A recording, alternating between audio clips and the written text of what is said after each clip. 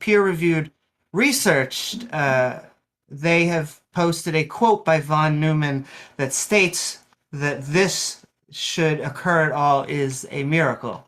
But I also want to go back to the fact that natural machines, it would have been arising for 4.5 billion years, and then just in the past 100,000 years we had humans, and just in the past 1,000 years we had created machines. And so there is no reason to think that anything like our genetic code or our mind or our brain or anything like this has to come from a designer, has to come from a supernatural source, or that it leads to a god. Also, welcome, TJump. Also, it has to be stated that using terms like digital and using terms like analog when you're describing biological processes, this is an abuse of language. Words are, the words that we use in our lexicons are nebulous. And like, just for example, using the term observation in colloquial terms, using the term observation in a scientific term mean two totally different things. So,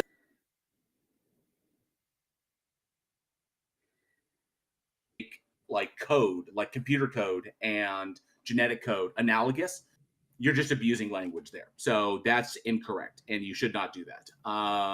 Testing. So the other big thing is that, like Amy was pointing out, there's discrepancies there in the quotes that you've put out, but you said so much in that response, and you brought up a bunch of other points. There was one particular thing that I wanted to respond to.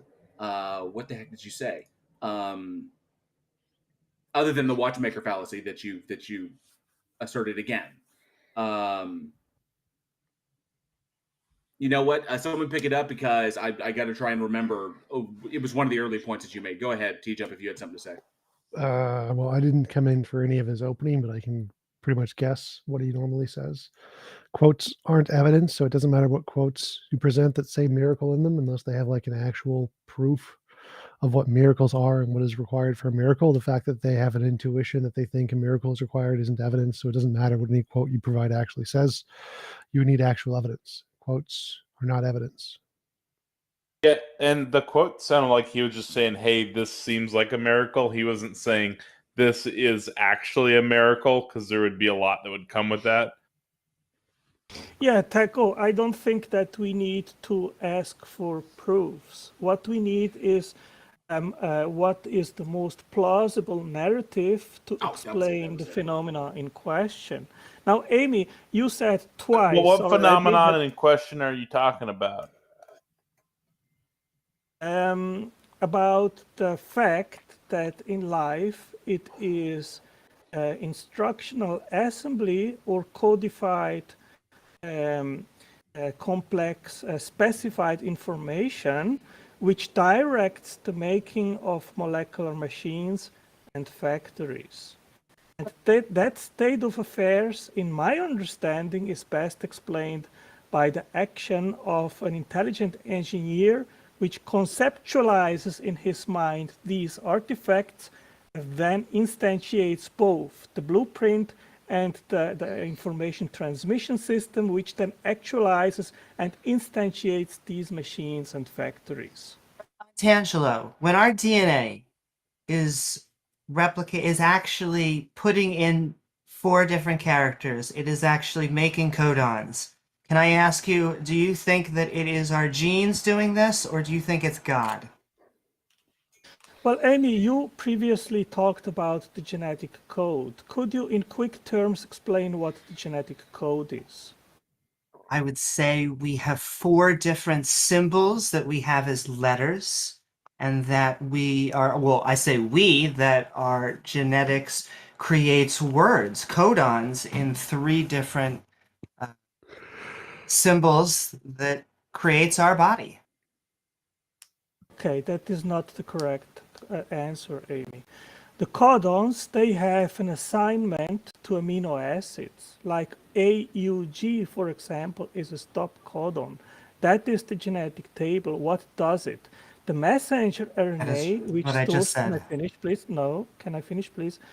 The messenger RNA stores information through genetic words, which are these codons, and 3 nucleotides, they are assigned to 1 amino acids. We have 64 different codons, and they are assigned to 20 amino acids.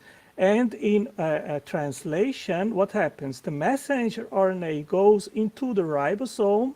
There, the tRNA anticodon then, which will indicate to the amino acid tRNA synthetase which amino acid that has to be added to the polymerase chain.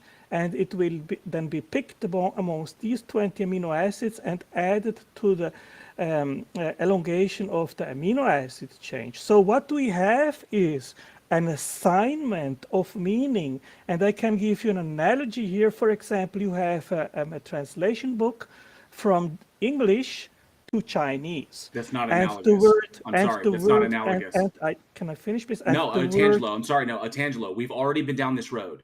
He also didn't answer my question. Yeah, I Tangelo, am we've been down this road answering before. your No, question. Tangelo, we've been down this road before. These are not analogous. You are abusing language on this. But nonetheless, what you completely glossed over one very, very important point is that you speak about this process of the replication of DNA. You speak about this process as though it is flawless. Now, in your worldview, and I've heard you state before that God is perfect, okay? And the process of DNA replication is not a perfect process. It is not perfect and it is not efficient, okay? So the problem is that you're essentially stating that a perfect being can create imperfectly. But because the process of DNA replication does not happen flawlessly every single time. In fact, it fails a grand amount of time. In fact, there are problems all over the place. So how can your perfect being in your worldview create something imperfectly? Yeah, you just hijacked my dialogue with Amy. It wasn't about what you're asking. I was answering to her what actually the function of the genetic code is. So I would like to finish my conversation. You don't need to, Amy. because we understand genetics, Otangelo. You do not. No, you actually don't. No, you actually don't. You have no clue Yes, we about do. genetics. Otangelo, this is not the opportunity for you to try and school us. We've been to school. Okay? You have not. You have shown it times and times again. Hey, come on, we're not going to insult people. Can I just either way, have a conversation or get off the stage. And can I just reiterate? DNA. There are letters. We have A, C, G, T. Those make words in 3-letter combinations and codons. The question I asked was, is it our genes doing this, our biology, or is it God? Well, I think that God instantiated life at the beginning, Amy, and then he actually just left life on its own to self-replicate and to thrive. Now, if you think that God was not necessary, hey, be my guest and explain how assignment of meaning, like a codon like AUG assigned to a stop sign, which indicates to the machinery to stop translation, how that state of affairs of assigning meaning could not come from a mind. What is this meaning that you're talking about? Because you're using this term and no one else uses it. It's not assigning meaning to anything. It's physical. It's not. I am want to answer the using question. Strictly scientific terms, JL, and there is an assignment or a mapping of 64 codons, triple nucleotides, to 20 amino acids. That is what the genetic code is. If you don't know it, please go and educate yourself and look it up.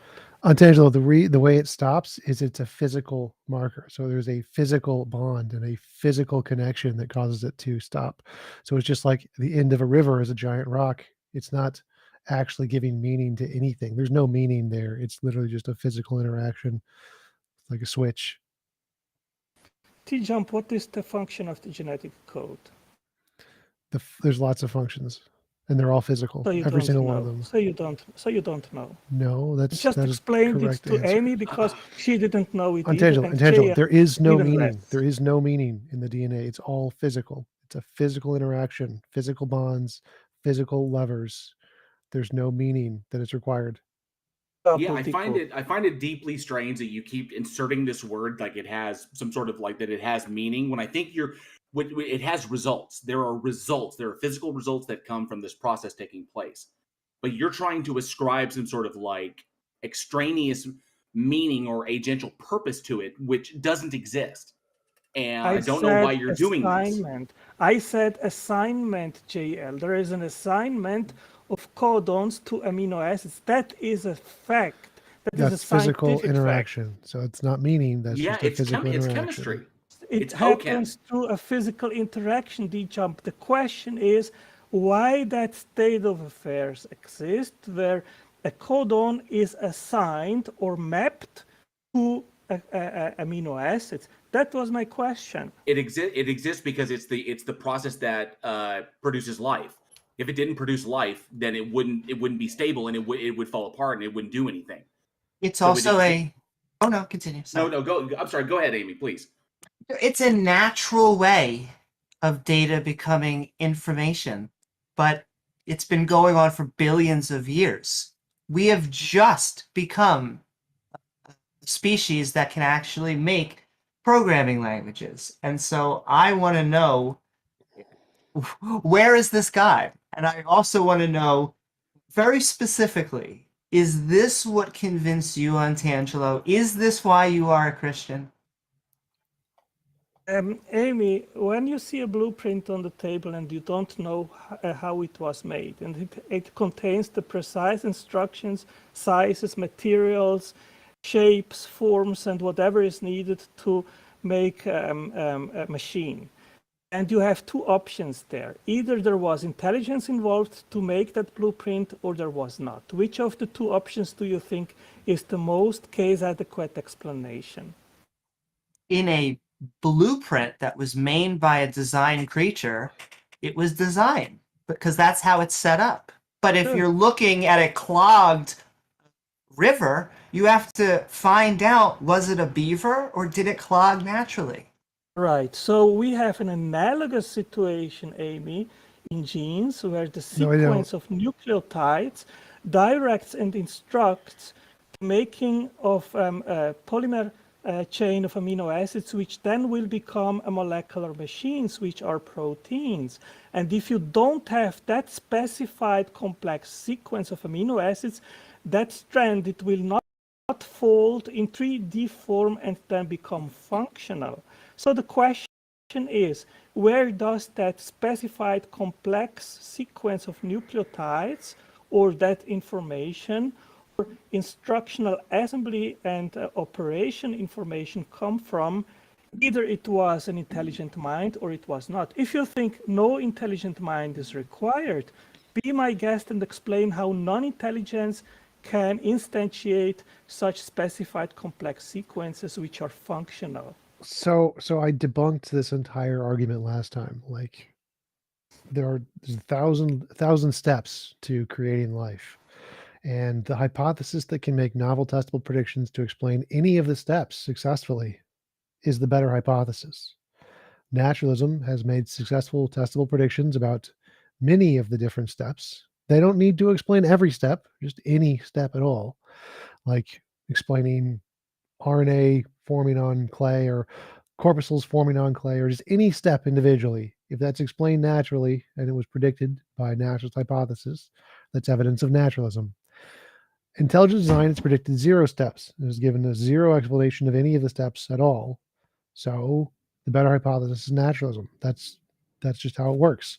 The one that makes the successful testable predictions is the better hypothesis. That means the only hypothesis that's reasonable for anyone in science to believe is the naturalist hypothesis. There's no evidence of design. That's why it's considered a pseudoscience.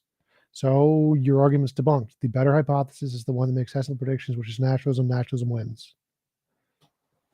Okay, TJump, you are conflating what we are talking about. One thing is in regards we absolutely did not. Well, can I finish, please? So one thing is about the quest of where specified complex information or instructional assembly information comes from. Like no, that's also a pseudoscience. That is, can I finish, please? So that is one question. The other is, of course, how polymerization of nucleotides occur, which is what you addressed No, in our Antangelo, debate. no, Can I Antangelo, finish, please? Antangelo. I would No, like no, to no, no, finish. no, no, I no, would like. No, no, no, no, no. You no, don't interrupt me. I am permitting Antangelo, everyone to make a Antangelo, case, and when you finish, then Antangelo. I answer. So you You're will saying not stupid interrupt me. things, You will Antangelo. not interrupt me. Antangelo, Teacher. you're I will saying overtalk you no. until you let me We can finish just my mute you, sentence. Antangelo. Okay, so So I leave I okay, leave the stage. I would That's be, I'd it. appreciate Either it. you Run But away, respect run me away, or I Antangelo. will. Okay, Antangelo, No, okay. I'm So not have a running away. back and Antangelo. forth, not this whatever's going on. Stop fighting. Have a back and forth. so this applies to both. I want to finish my sentence. That's great. So Antangelo, my I statement applies want to you both. to finish my Antangelo, sentence. Antangelo, I stop. want is you gonna to finish permit your me to sentence. finish my sentence. Let Otangelo finish his sentence. It should only take a few seconds, and then you can continue to jump. Angelo's not the most No, I'm decent not guy. interested in listening to Antangelo Thank talk you, for another thank you. minute. What I said applies to both, But Antangelo. I am not interested to listen to you either, Can we just TJump. take him to? Let's move on. Yeah, to the we'll next move one. on to Yeah, the next one then. So, Sorry about that. Just to so repeat, Hey, what I said applies before to we both. move on, I want to hear TJump, and then I have something to say. So Cool. what I said, the scientific method of making predictions to explain hypothesis applies to both the origin of information and the origin of nucleotides. So it doesn't matter which one you go to. Both are best explained by naturalism. Both naturalism makes testable predictions which explain the hypothesis. Intelligent design makes zero. That's why it's pseudoscience. Applies to both. So until intelligent design starts making novel testable predictions, it's a pseudoscience. It explains nothing. You can't use it in science ever. TJump, good morning. If you could Hey. increase your volume about 10 to 15%, Hey, you'd be Amy. right in line with the rest of us.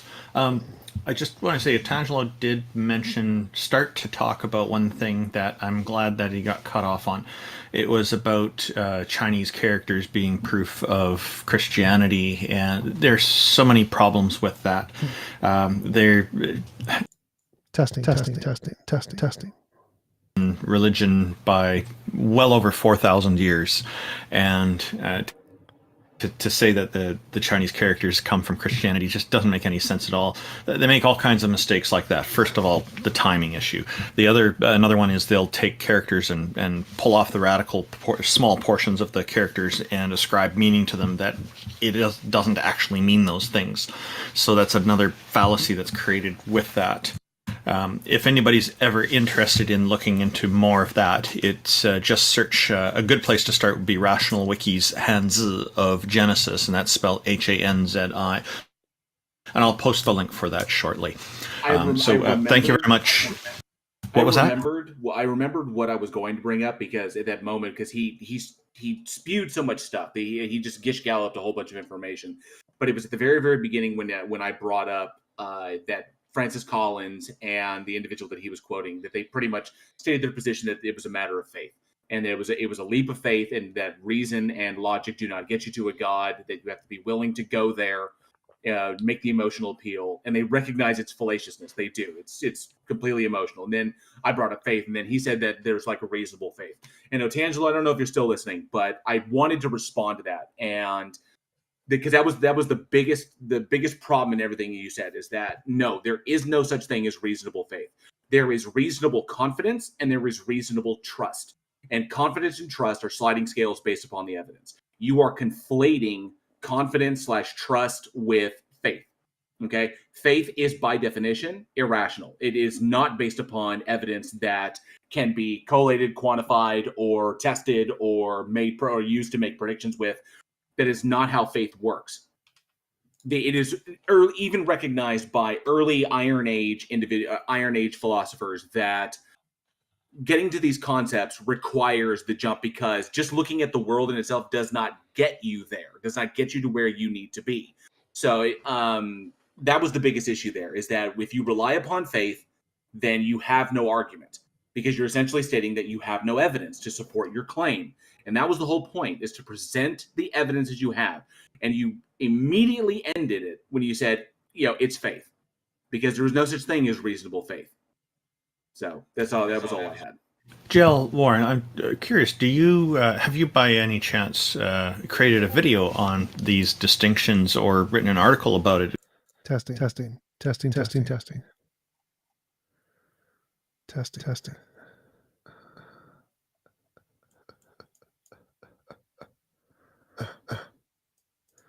Testing.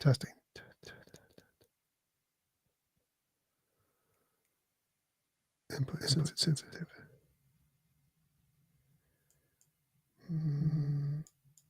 Close. Realize that you're putting it in the wrong thing. That faith is wholly irrational. And while people can choose to have faith in things that they have no evidence for, which is fine, they need to be able to recognize and be intellectually honest about what faith is. So yeah, I touch on this multiple times whenever I'm covering somebody who brings up faith and that how important faith is. And of course, the biggest issue is that it's about confirmation bias. Essentially, what individuals like Otangelo are stating is that you have to believe in this thing first before you can find evidence for it.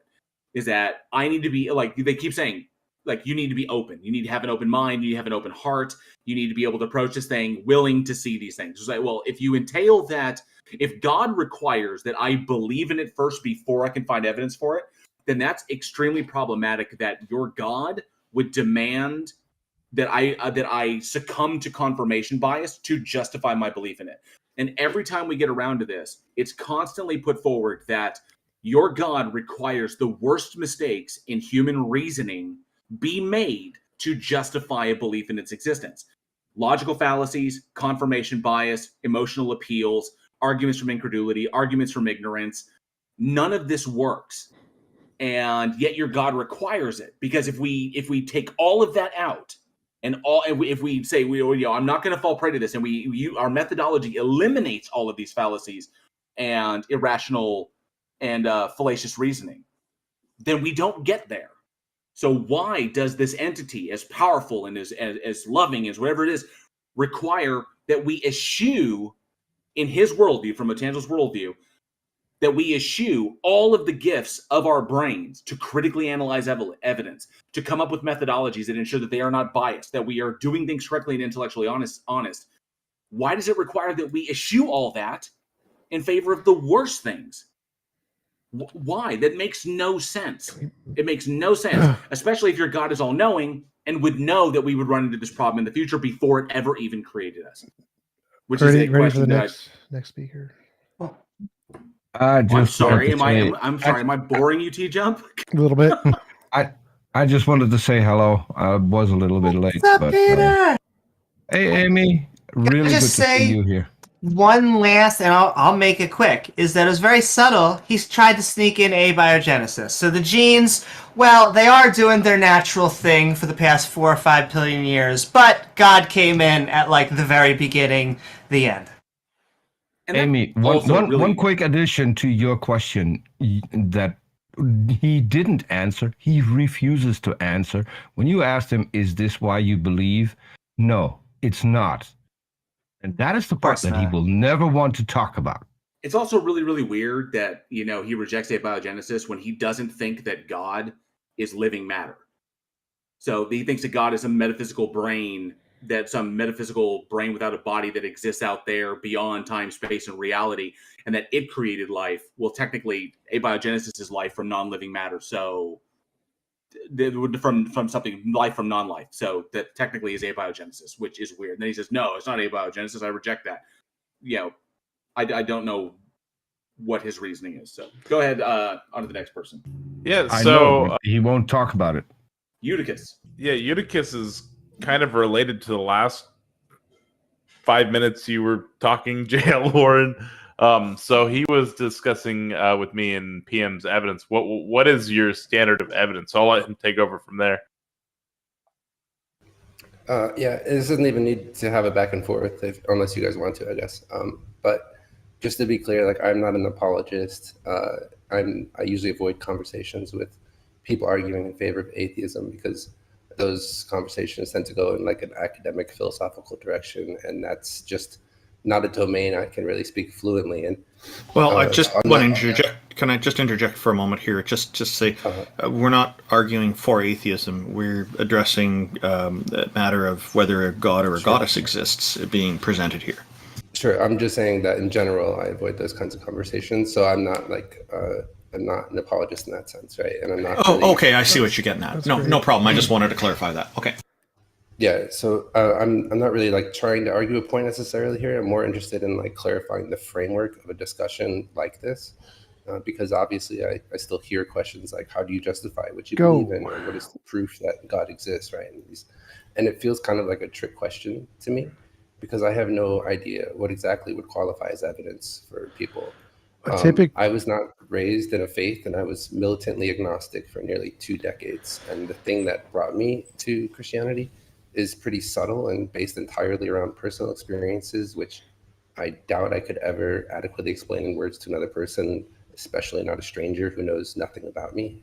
But I do know that if during that time that I was agnostic, that if like a blinding light appeared to me and spoke to me saying, this is God and this is what you should do, that I would have run, and I would have been convinced that I was going crazy, and I would not have thought that it was God.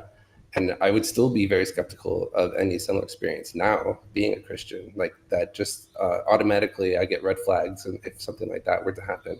So I'm just wondering what exactly would qualify as evidence to any of you, and how would you be able to recognize it if that evidence were to be presented? The same thing that qualifies as evidence in any scientific field.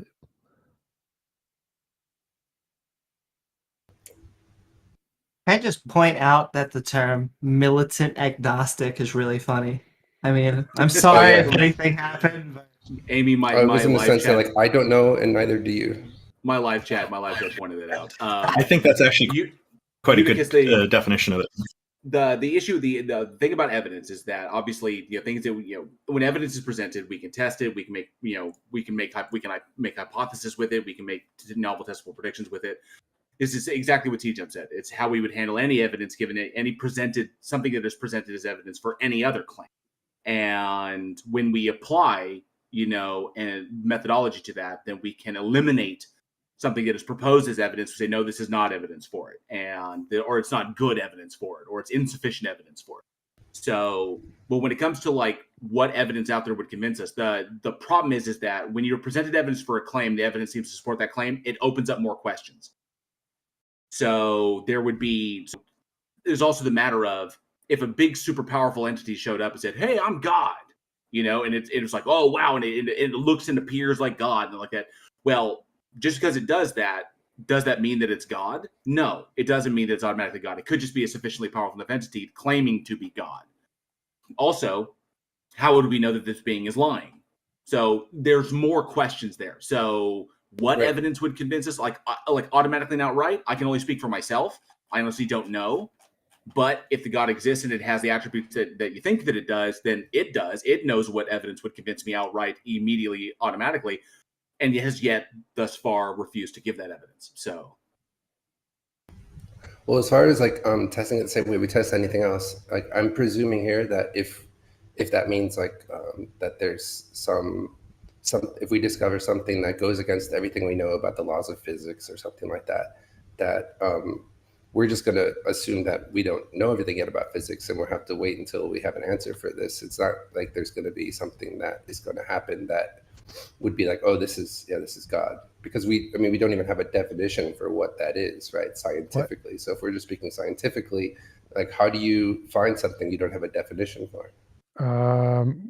Well, novel testable prediction. Well, you can't find something you don't have a definition for, but we do have a definition for God. So how we would find something is you make novel predictions. If God exists, when you die, you're going to meet him at the pearly gates.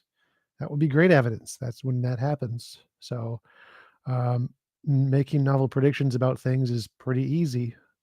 The reason Christians haven't is because all the religions who have were falsified. So it's only the religions that don't make novel testable predictions that haven't been falsified. Just to piggyback off what TJump said, in the Old Testament, God was doing empirically verifiable shit all the time. He was going around kicking butt, taking names, taking nations. And those types of events would be verifiable. And yet, for some reason, as our ability to become more scientifically literate has increased, God's appearances have decreased. Yeah, I guess I'm just curious, like, I mean, the example you gave, like, after death appearing at the pearly gates, TJump, is something obviously by definition that we could never experience or test in this world while we're alive. And that's kind of like the point I'm getting at here. Well, it doesn't matter. Novel testable predictions don't have to be about this life. If it's novel, just means it's new. Testable prediction just means a thing you expect to happen after some experiment. So if death is your experiment and you expect after death you will have a particular kind of an experience, and that particular kind of experience happens, that's a novel testable prediction. They don't have to happen after death. The only reason that most of the predictions are after death is because that's the only kinds you can't falsify them and then come back and say your religion's been debunked. So that's a problem with Christianity, not a problem with science. So your hypothesis, whatever it is, God, leprechauns, fairies, would need to make novel testable predictions, and then those things would need to be confirmed after an experiment, and that's what would count as evidence. It's just answering your evidence question. Okay, that's fair. Thank you. Any other questions, or is that sufficient?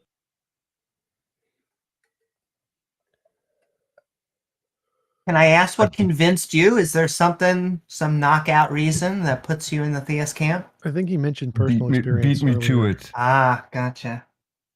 Well, I don't, like I said, I don't know if I could even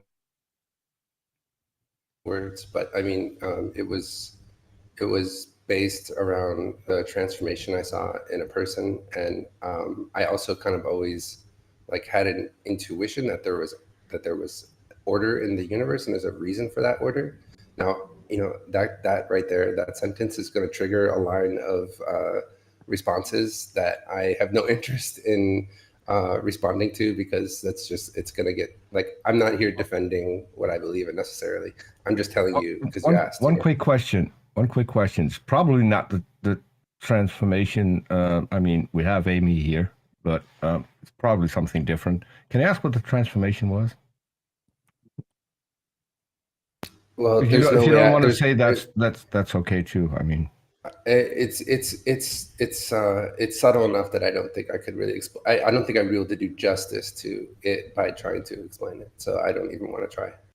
Well, Out of curiosity, before you bounce, but you recognize I mean, as long as if you can recognize the irrationality of that, as far as being intellectually honest, if you can recognize it, then that's cool. Oh yes, I fully embrace the irrationality involved in it, and I would go a step further and say that like I recognize that at the heart of Christianity in particular, there is like a paradox, right, in the idea that God is 100% man and 100% human. That's something that does not align with what we know of as logic, right? And I'm comfortable with that. Yes. So would that, having an intuition and then seeing someone's life be transformed, would that be evidence in any other scientific field as far as you know? Well, this isn't a scientific field, so I don't know what you mean other scientific field.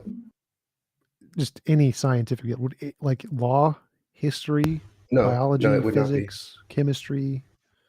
And why? Why do you think that is? Because it's a totally different domain. This is not science here. Well, no. The reason is because those things have been proven false. Like using those as a basis to come to conclusions have gotten it wrong so much.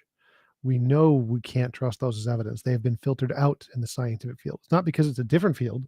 It's because science tested those things, and we started with those as evidence before science developed, and we realized they didn't work. And so the reason science doesn't accept those is because we know those things are unreliable. Well, that's fine. I mean, like again, like there's this part of this paradox at the heart of Christianity is this idea that in Christianity, God is relational, right? This is part of what the Trinity is about. It's about this relationship between persons in the Godhead, and also between the Godhead and humans. And that's just not something that I'm really interested in, like a scientific argument about, because I'm not going to break down my relationship with my wife in that manner either, you know. You can prove your wife exists. That would be the difference. That's true. It's much easier to prove my wife exists to you if I can just take a picture. Yeah, but the question is more like science wants to differentiate. Is it real or imaginary? So if you have a relationship with your wife versus a relationship with an imaginary friend, What are the differences between these two things? And with a wife, we can make novel predictions and confirm them, like taking pictures. With imaginary friends, is there any difference between your relationship with a god and your relationship or somebody's relationship with an imaginary friend? Yeah, I would say the relationships are different. Yes. Well, he stated that he acknowledges that there's an irrational aspect to this. What's the that difference? he- Yeah. What's the difference between my relationship with God and the relationship with my wife? No, No, an like, imaginary friend. yeah. So say you have a relationship with God and somebody else has a relationship with an imaginary friend. What is the difference between those two? Oh, I don't know. I suppose it would depend on the imaginary friend.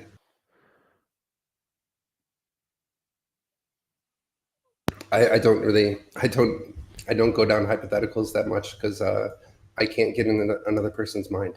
Can I ask, you said that you kind of leaned in towards the irrational. Yeah. I mean, why? Well, I just think the universe is weird enough that that makes sense.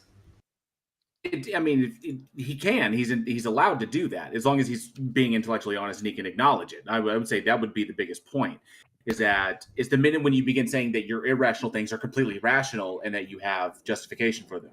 But from my perspective, you acknowledge it's irrational. There is nothing more than a personal justification, whether whatever it fulfills for you, whether it's psychological or of some sort of physiological utility for you. That's fine. That's great. But you acknowledge this, and that's fine. As long as you can be intellectually honest about it. That's the important thing, that we can have an intellectually honest conversation regarding it. You recognize the disparity, and that's okay for you. Mm-hmm. Yeah, I think there's actually like a real danger when people try to make their idea of what God is align with what their sense of a logical order is. I think that's where a lot of the dangerous stuff comes in.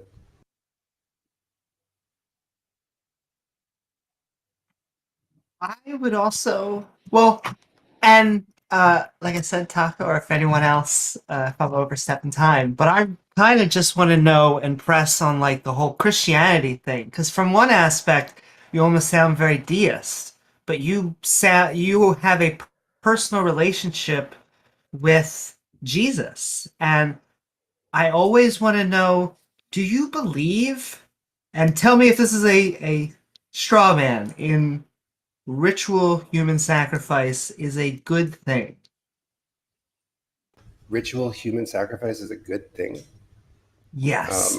No, I don't think it's a good thing. Okay. How is what Jesus did any different than ritual human sacrifice? Well, Jesus is not a human person. Jesus is a divine person.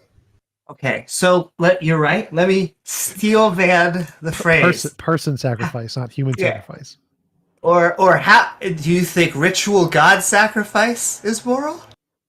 Well, or how about blood magic moral. rituals, like blood magic rituals, stuff like that? I think you know the answer to that. And as far as like whether God's sacrifice is moral, I don't even know how to approach that question. Well, because I view it as immoral. I would take that position. I view the Jesus sacrifice as immoral. Any God that would kill his son is an immoral God. I would take it as logically contradictory, is that any entity that claims that it is omnibenevolent or that it is all-loving and is all-powerful has the ability to affect change and operate in a manner that comports with omnibenevolence, and that murder, even no matter how you justify it, killing something when you don't have to kill something is logically contradictory. God has the power to do things a particular way. That comports with its supposed attributes, and it for some reason refuses to do this, which is just ridiculous. Because if you're all loving and you're all powerful and you know everything, then you don't need to kill anyone in order to affect any kind of change. You could just affect that change because you have the power to do so. So without violating free will. But God doesn't apparently do this. So God doesn't operate on these terms. It operates in decidedly human terms, which is weird. Yeah, well, I mean, offering up like a succinct explanation of the atonement is something I wasn't prepared to do right now. And I don't think that's really what this stage is for either. So I'll just leave it at that, because it is something that there is an explanation for, but it would take a while to break down, and I did not come here with that in mind. I just wanted to drop one thing off and see your guys' answer to that. Well, thank you. Perhaps we could go through that in a future stage. If you find that things are quiet, feel free to join us again. Sure. Pleasure. Thank you. Send Thank in you. love. Thank you for coming up. So this next one is kind of interesting. Does anybody have anything they want to say about that one? No, I think pretty much got Cool. to a good place there. He recognizes he's intellectually honest about his position. I can't really complain about that. He recognizes what it is, and as long as he recognizes the reality of it, there's always the opportunity for change or the opportunity for growth. So I got to give him that. So this next one is Call Me Need. They were telling me that there has to be a god or paranormal or something. They're not quite sure what. They're an atheist, so that's an interesting position. So I figured we'd let them talk. What's going on? So I'm trying to say here that what do you guys mean by guys convince us that a God exists? I can convince you that there's someone or something at least that has a hand in a lot of things in this world. A lot of things that can never make sense. A lot of things like science and scientists can never explain. Paranormal activities, extremely weird coincidences. We have to believe that there has to be something or someone who controls and has an effect on this world that we can't see or directly feel. It's just like Gravity. signs and things Okay. everywhere. Just there has to be something, You did ask a question, and so I guess kind of what we're looking for in a deity is something that would be a superhuman being or supernatural being or spirit of some sort that has some kind of power over nature and human fortunes, like a deity. The latitude of the pyramids of Giza match the same exact speed of light. How can you explain that? Say that again. Can you say that The again? latitude of the pyramids of Giza, they match the exact speed of light. The What? You can Google latitude that. of the pyramids of Giza match the speed of light? Yeah, the exact speed of light. You can Google that. So the pyramids were built with a system of measurement, as I understand, that pretty Yeah, the well pyramids matches metric. themselves are just a miracle. No, it doesn't. So I just looked it up. The latitude of this pyramids of Giza are the last three digits are wrong. So they're not. It doesn't It's match the speed of light. 29.9. I can send the pictures. No, I'll send them I'm for you literally guys. looking at it right now. So the last three Yeah, digits me are too. wrong. I'm So the looking speed at of them light, too. speed of light is 299,792,458. The latitude of That's Giza. which is So the same as wait. Latitude of Giza is 299,792,311. So it's missing three digits.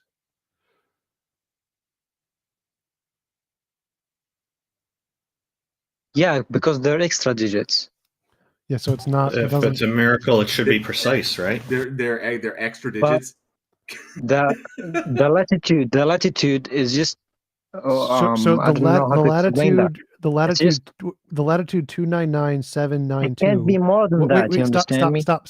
The latitude 299,792 goes the entire way around the world. So there's literally thousands of miles of things that all match that latitude.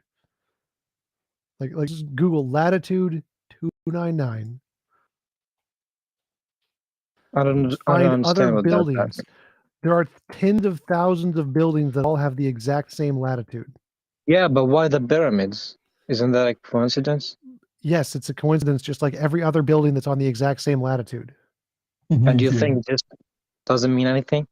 No, because literally there are tens of thousands of buildings on that latitude. Why is Uncle Bob's house on latitude 299,792?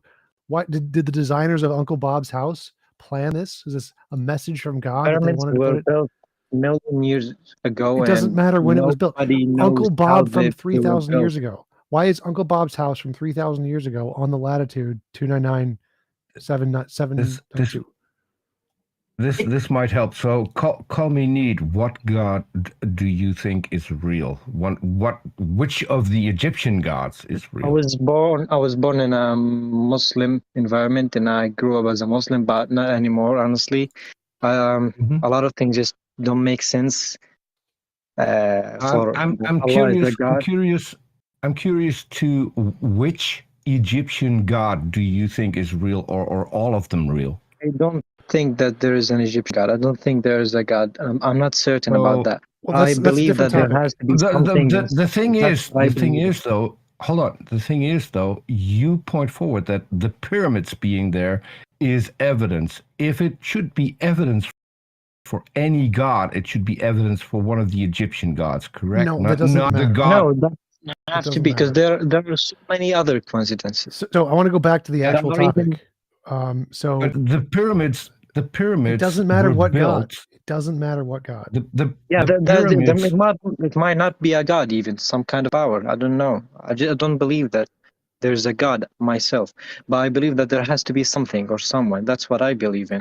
I was What were you trying to saying? get That's something that out. cannot Do you always know? explain Do you know everything. what? Do you know why they built the pyramids? What the pyramids stand for? To bury their kings, I believe. I don't know. I'm not sure, No. and I don't care honestly. They are Oh a my God. pathway to gods. So There are so if many you stories think, about that. I believe. I agree, but if you think there are evidence, shouldn't they be evidence for the gods that they are a pathway No. to?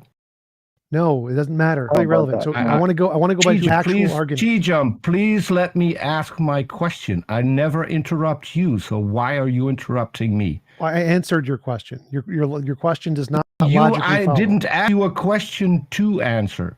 Oh, it I'm doesn't matter. asking Oh my God. the guest. I'm Peter. asking. I do not need any correction from you, TJump. Peter, your question has no logical intent. TJump, I do not need any correction You from do. you in You my do. line of questioning. You do. Taco, can you deal with this? Come on, guys, one at a time. Don't. If Peter's asking him a question, just let him ask a question. Everybody has the right to ask questions. We're all here for quite a few hours. Well, I was actually in a line Yeah. of question, and Peter interrupted. So I was wanting to talk about the latitude Oh, longitude sorry, thing, which is what he you were brought up. done. I'll mute.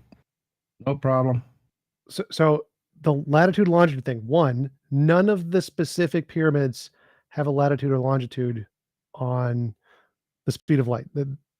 The Giza one has 299,773.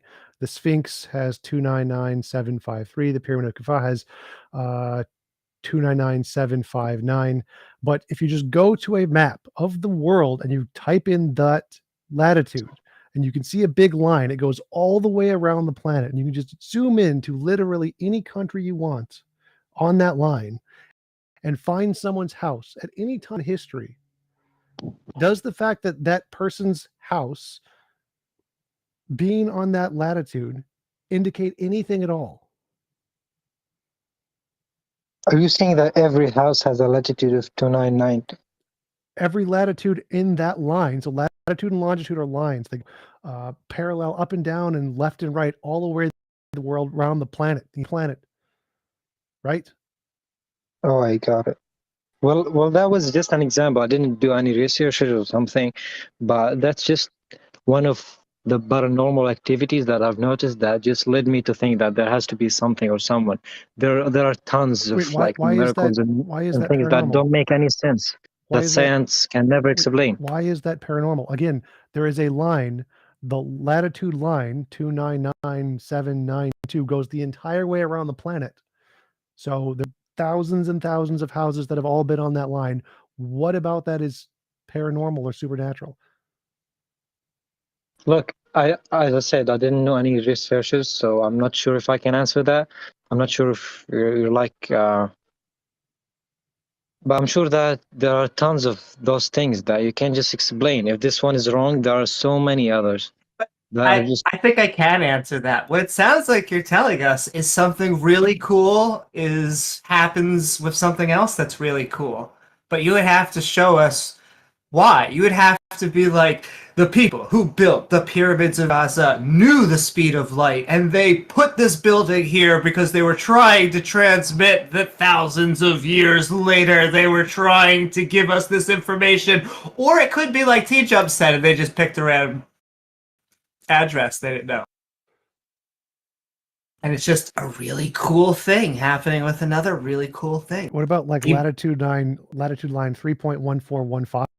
Is that did they all know pi? Did everyone who built a house on latitude line 3.1415 just know pi? What about E or I? You can just pick any number. Not to point out, call me, that the pyramids were built long before the latitude longitudinal system was created. So before we understood that, so the Egyptians had no awareness of this, and the fact that the numbers don't line up precisely, and it's only on one, that's also problematic. That's a really good point. Like the latitude longitude lines are totally made up by people. They aren't like correct. They're just numbers we made up. And so did the Egyptians know that we were going to make up this completely arbitrary system of latitude and longitude lines, and that in this made up system it was going to correspond to the light? Man, I just believe that science can't prove everything always. That's Sure. what I believe in, and I'm trying to convince you as well by some examples that science can never ever explain maybe half of those coincidences. This is just one of thousands. No, it's a good. Okay, so call me. You acknowledge that coincidences happen all the time, correct? Right. Okay, so coincidences are not miracles. And two, you're familiar with pareidolia and apophenia, correct? I'm not sure what that means. Pareidolia and apophenia are problems with essentially problems with our perception and reasoning, in which we derive values from patterns that we see in nature, in like randomness. Yeah, the best example I can give that. you is if you look at looking at the texture paint on your walls in your house, and you can see like faces or objects or things in there. It's because the brain typically tries to make sense of random patterns, of like just random information. It tries to find patterns within that it can better understand it. So this is a well understood phenomena. All right. So when you're looking at coincidences happen all the time, it's a reason why some rock formations found underneath the ocean from a particular angle look like they were laid bricks, but when you look at them from another angle, they don't. So it looks like, oh, there was a road down here. Look at it from a particular angle. But if you literally shift over to the right, it doesn't look like brick anymore. So it's just a rock formation. Or why people see giants in rocks, so they think that like mountains are like, you petrified giants and stuff. It's the same kind of thing. It's just you're trying to derive information from a coincidence, from a lineup of numbers, but coincidences happen all the time. So my question would then be, just because there are coincidences, does it logically follow that gods exist or a god exists? Some coincidences really just, I don't know how to explain the power of the feeling that I had sometimes that just led me to 100% believe that there has to be something or someone. And I'm sure that each one of you guys has went through something that made him believe that, oh, wow, what is that? It doesn't make any sense, and that there has to be something or someone. And the thing is, it might be explainable, or like, okay, you found some scientific explanation for this or that, but a lot of really big, weird things that science can never 100% explain them. And that just leads us that there is some kind of power, there's some kind of God, I don't know. Well, call me. Why wouldn't I just say no? If I could come up with a scientific explanation for a coincidence and I can understand it completely, then that's fine. But just because there are things out there that I can't, just because there are things out there or coincidences out there that I can't like immediately explain, or they haven't been studied enough, or they haven't occurred enough for us to be able to explain them, then why would I ever assume that that's a god? Why wouldn't we simply say we don't know? I believe that there are a lot of coincidences that you can never come with an explanation for. You can Google that. There are tons of them. That's fine, but that doesn't answer my question. That it's fine that we may never come up with an explanation. Yeah, and those coincidences just lead us to believe that there has to be something. No, it doesn't. No, it doesn't. It just says all you can derive from that is that we just don't know. Well, You can I ask adding you? in you adding in an answer where we don't have an answer doesn't follow. Homie, can you give us your best coincidence? Like the one that is just like the knockout. I'm not sure if I can. Um, I'm not sure really. You can guys Google that. There are tons of them. Well, I think it comes down to Like it. The if you Coincidences are just not a type, reason to if you just coincidences, type, even ones we cannot explain, are not a reason to believe in a God. Because it does not follow that gods exist because coincidences occur. Or the paranormal. Because I Or believe even the paranormal, yeah. And at most, it might get you. At most, you could propose deism because it's unfalsifiable. But when you're choosing specific gods, then you get into more problematic territory. So it doesn't even get you to that point. So I think it's just an emotional appeal. I think you yourself said so that it was an emotional appeal. That you have this intuition, you have this feeling, and that this is the best answer for you to stick this answer in this slot. It's like, oh, we don't know. We may never know. Therefore, God. Yeah, that doesn't follow, dude. I'm sorry. yeah, that's okay. I understand, guys. Thank you for having me. sending you coming out. love. What? Thank you for coming on. Thanks, bud. Everyone said thank you at the same time. Sorry. Oh, It was shit. paranormal coincidence. Amy's apologizing like a Canadian here. All right, so Oh, I'm sorry, eh? so Holy Relic was wanting to talk about God's properties, which I really am looking forward to hearing about. Hey, Holy Relic, you there? Hello. Hi. Oh, so you want? Hello. So can I start now? So Yeah. I guess which God and what are the properties? Okay, I guess I would just ascribe to like the Christian God, and the properties that I'm referring to are, I guess the moral properties that he also, because he's perfectly moral as well. Because a lot of times when you bring up things that should be logically possible, like he should be able to like atone for our sins without like a human sacrifice. It seems like that would be that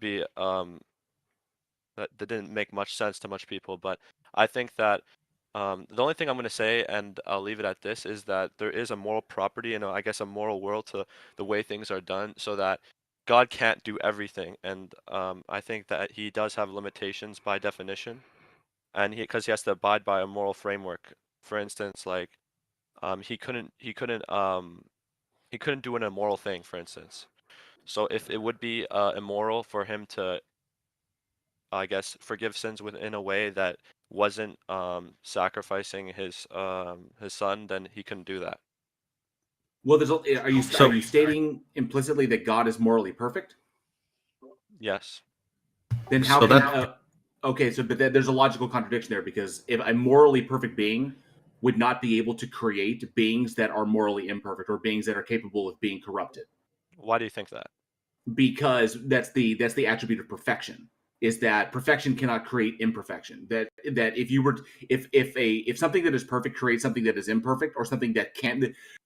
When something is corruptible, it is not perfect. That means there's a flaw in it. If things are designed, and if you can corrupt the system, then the system is not perfect. Okay. So That's if God a pretty created good human point. beings and human beings are corruptible, if you were by your worldview, and God is morally perfect, this is a logical contradiction because a morally perfect being cannot create things that are morally imperfect or capable of becoming morally imperfect.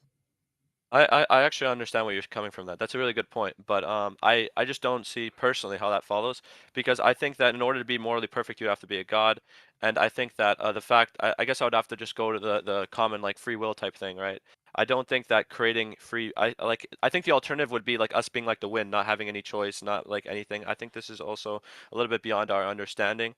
So like in order to be able to conceptualize like what like a human that would be like that would have free will but also be perfect at the same time, it just doesn't seem like it fits for me. I Do don't you know. mind if I ask you just a few questions on that perfect Okay. concept? Yep. Of course. So you said God can't do immoral things. Can I ask, has that always been, or is that like post Old Testament? I guess it would be since I guess yeah, it would be all the time. It would be an ever present. Like he's outside of time actually, but yeah, it'd be like at every given moment, Cool. I guess. So let's just take that down then and go to Yep. Noah. All right. Okay. God decides Sorry. to drown.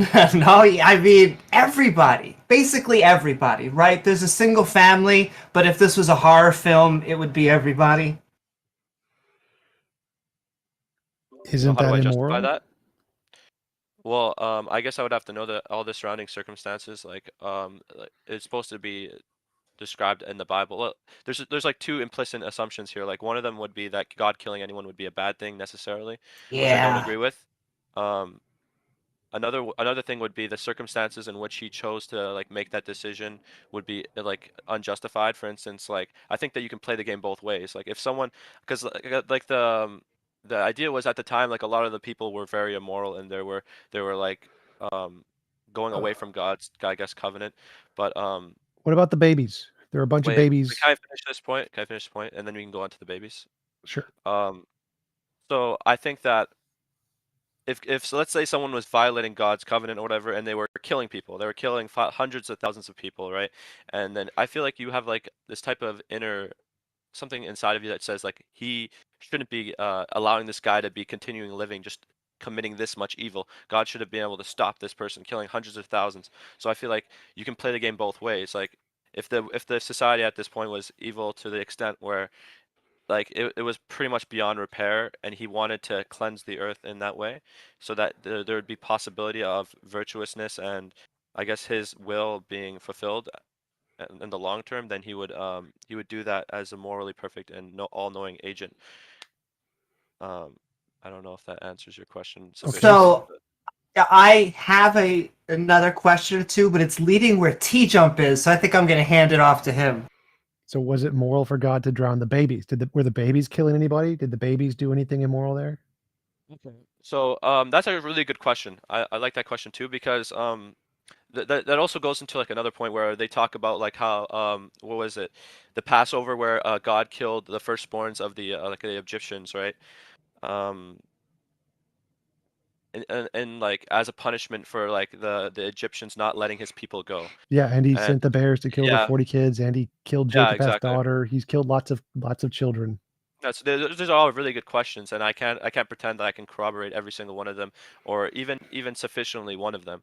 But I guess the way I would view something like that is that I guess that just because I don't necessarily understand the mechanism on why that would be like morally permissible, I would just have to plead that this would be I think what you're getting at, this would be like an undercutting argument for God. Like I don't think this is a defeater for him because you could always plead the fact that it sounds like a cop out, but you can always plead the fact that there's some like unknown circumstance or unknown something in the moral realm that we can't see that would justify such a thing since we have imperfect knowledge.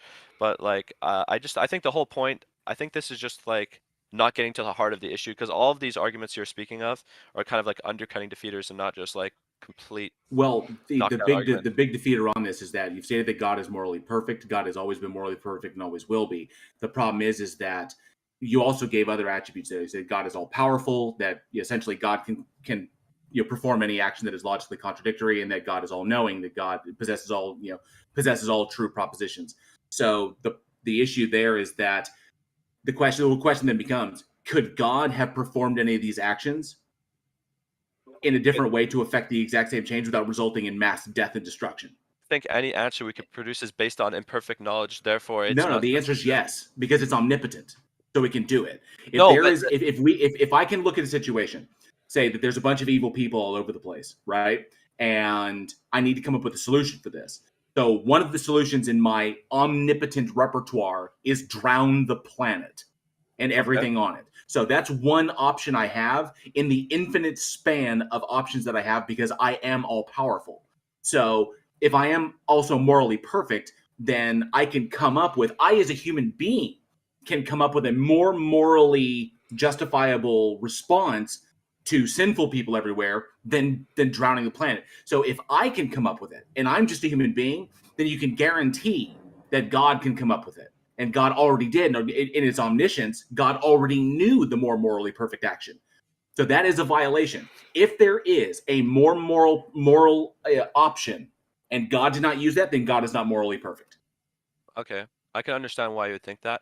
But I would just have to say that what solution, if you, let's say, for instance, like this is just an example. Let's say that 98% of the world was very hedonistic and very evil, and they were all killing each other constantly, raping whatever else, whatever. What would be your solution to something like that? Let's just say. Can I answer that? Can I answer? Yeah, go for it, Amy. Go for it. I had one ready to go, but go for it. Oh, I want Holy Relic to play a game, which is trademark Pine Creek. But Holy Relic, would you like to play Poof or Drown? It's a fantastic game. So, God comes to you and he says, Holy Relic, I know that I've drowned the entire planet, but that was just season 1. I'm coming and I really need to do it again. We are going to eliminate everyone, except for you and your family, of course. But I need to know, how are we going to get rid of everyone? Are we going to just poof them out of existence, making sure, nothing bad goes on, but they're gone? Or do you want to go the classic model? Would you like everyone to drown? Okay. I think that there's an implicit assumption there that the people that drown don't deserve it. I mean, I think that you have to know the surrounding circumstances. I think this is where omnipotence comes in. I think that you'd have to know the surrounding circumstances on what these people were doing. For instance, like if I saw like a child rapist or whatever, I think that person deserves to drown. I think that they're terrible people and they deserve punishment. I mean, if everyone was like that at the time, I could understand that type of judgment being cast. Well, that's what's problematic, is that if you're the God, right, and you're all loving and you're morally perfect, then even though that person may have done something totally atrocious, like he was, like he preyed upon children, just blinking them out of existence, Thanos style, would be more morally perfect, would be the more moral option than the agony of drowning to death. Because ultimately the end goal is the same. They're removed from the system. So, but the thing is morally perfect. So it would understand that it's not going to, it's going to die. I'm not trying to teach it anything. I'm trying to teach the survivor something. So the circumstances of their death doesn't matter, because they're not going to learn anything from it because they're dead. So I'm a morally perfect agent, so I'll just blink them out of existence. Poof, they're gone. I snap my fingers and end their history. And now all that's left is Noah. That's the more morally perfect option. And in response to what you said, what would be mine? Mine would be, if I was this entity, I would reveal myself to everyone on the planet simultaneously, because I have the power to do that. I would not remove their free will and say, you have this option, I exist. You can choose to follow me or you can choose to not, because I'm giving you the option to do so. And it's going to be it's going to be a legitimate option, because there's no punishment if you choose not to. I'm giving you the option to do so, but you don't have to. So it's a legitimate choice. I'm not putting a metaphysical gun to your head saying that there's a hell or damnation or punishment. You just won't follow me, which is great. Okay, but it's totally your choice. And that's it. I would give them the option. I wouldn't try to bait them. I wouldn't try to manipulate them with like, oh, there's a heaven. I wouldn't try to sell them. I just give them the choice. I'm here. I created everything. Here's the knowledge you need. I don't require faith to exist because I'm freaking God, but I'm going to give you a choice to follow me or not. It's totally up to you. Okay. No punishment if you don't. Nothing grand if you do. Okay, my closing statement on this would be that I just think that any judgment we made would be based on imperfect knowledge, and I guess that what my point is trying to get at is that any determination on poofing or whatever would be based upon information that is not complete. Therefore, you might be wrong about the type of determination that, like, on your type of moral ruling. No, it doesn't matter if it's not complete. What matters is, can I come up with something better? Well, that's the point. How could you come with something better if you don't have complete information on the topic? Because I don't need complete information on this particular thing in order to come up with a better response. Because we look at what the claim was. The claim was there was sin everywhere, and the response of God was to drown everyone and to kill everything in agony. It's not. I can come up with a better response to sin being everywhere, and I just did. Well, I also think that you're underplaying like what's the like. It's not just sin, right? Like, it's hedonism, it's disgusting. Oh my God, babies don't have any of that. You can't say that. Yes, that is really if I was trying to build towards something, what I wanted to say, and you even brought up free will, is that means the possibility, at least, that there is some evil baby that deserves to be drowned. That's really what I'm trying to get to. I guess on the baby question again, I mean, I just don't. I don't think necessarily that God killing a baby would be a moral wrong, but Why I guess not? I'll I mean, you said it, not us. I do have a point. I just want to leave you with to think about. Yeah. Well, actually, I You're had a- saying I that. had I enjoyed this conversation though. Thank you for Yeah, I had another Ditto. question before he leaves. yeah. I just wanted to say, like, you've indicated at the beginning that this would be generally the Christian God, and so the way I see it is, if this God is perfectly moral, that imposes a limitation on that God's omnipotence. They're not all powerful then, because there are certain things that they can't do as a consequence of that characteristic. Do you have a way of rationalizing this? Sorry, can you repeat that really quickly? Okay, so if your God is morally perfect and cannot do anything immoral, I'm going by what you specified at the beginning, and it's a Christian God. The Christian God has characteristics of omnipotence amongst other omni traits. To me, that seems like that will limit his omnipotence, because if he can't do anything immoral, then he's not all powerful. There are certain limitations to his power. How do you resolve that? I guess I mean I kind of like admitted this at the beginning. I don't think that I don't think that he can do anything. I think that he can do anything that is morally good. I guess. I mean, I don't know how else. Oh, Well, okay, I missed that by part. your I'm sorry. definition, he could only do what was morally good because he's morally perfect. Yeah. He can't do anything that is immoral. Yes, correct. He can't. Right. So I had a question about that specifically. So let's say I have this guy I know. Let's call him Adolf. Let's say Adolf can never do anything that isn't morally perfect, but he just gassed a whole bunch of Jewish babies. Now, does that prove that he's not perfectly moral, that he just gassed a bunch of Jewish babies? I really feel like this is just like this is so irrelevant. I mean, I It's don't think it's at all an apt comparison. I don't know. well, that's great, but I do. So let's go through it with me. So I say Adolf is perfectly moral and he can never do an immoral thing, but Adolf gassed millions of babies. Is it rational to say he is moral, or is it To me, it sounds like rational? you're saying, can God make a square circle? It seems like a logical contradiction. I think I any didn't. like No, I no, don't. this is not about God. This is about Adolf. So I say there is a guy named Adolf. He is perfectly moral, and he gassed millions of babies. I would Which have is to more say that your rational? determination that he's perfectly moral is incorrect. That's great. Why would that be the more rational conclusion? Because there is already an inherent like morality that's been instilled in all of us that contradicts your idea of morality that is in Adolf.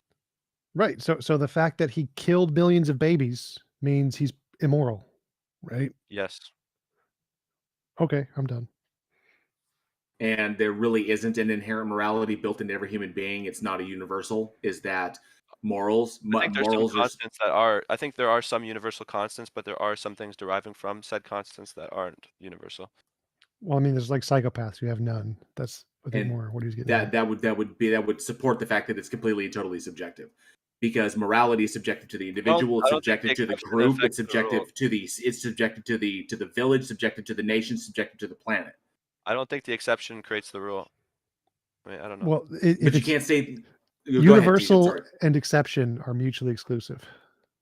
Okay. I understand what you're saying. Yeah, that makes sense. Yeah, I don't know how to respond to that. So ultimately, the attributes that you give to this god result in logical contradictions. Okay. That makes sense. Okay. Thanks for coming Since on. logical Next contradictions speaker. cannot exist, the god does not exist. Yeah, I mean, I wouldn't be so like quick to make that determination based on like I can understand why you would make it, and I don't blame you for it, but I just think that there's there's other factors personally for me that I wouldn't go to that conclusion. Would that not be an emotional appeal? It would be an emotional appeal, slightly, but it'd also be like an appeal based on like my limited knowledge and understanding that any like judgment I make is incomplete at the end of the day, even if something seems to be the case. But well, think about the statement you just made.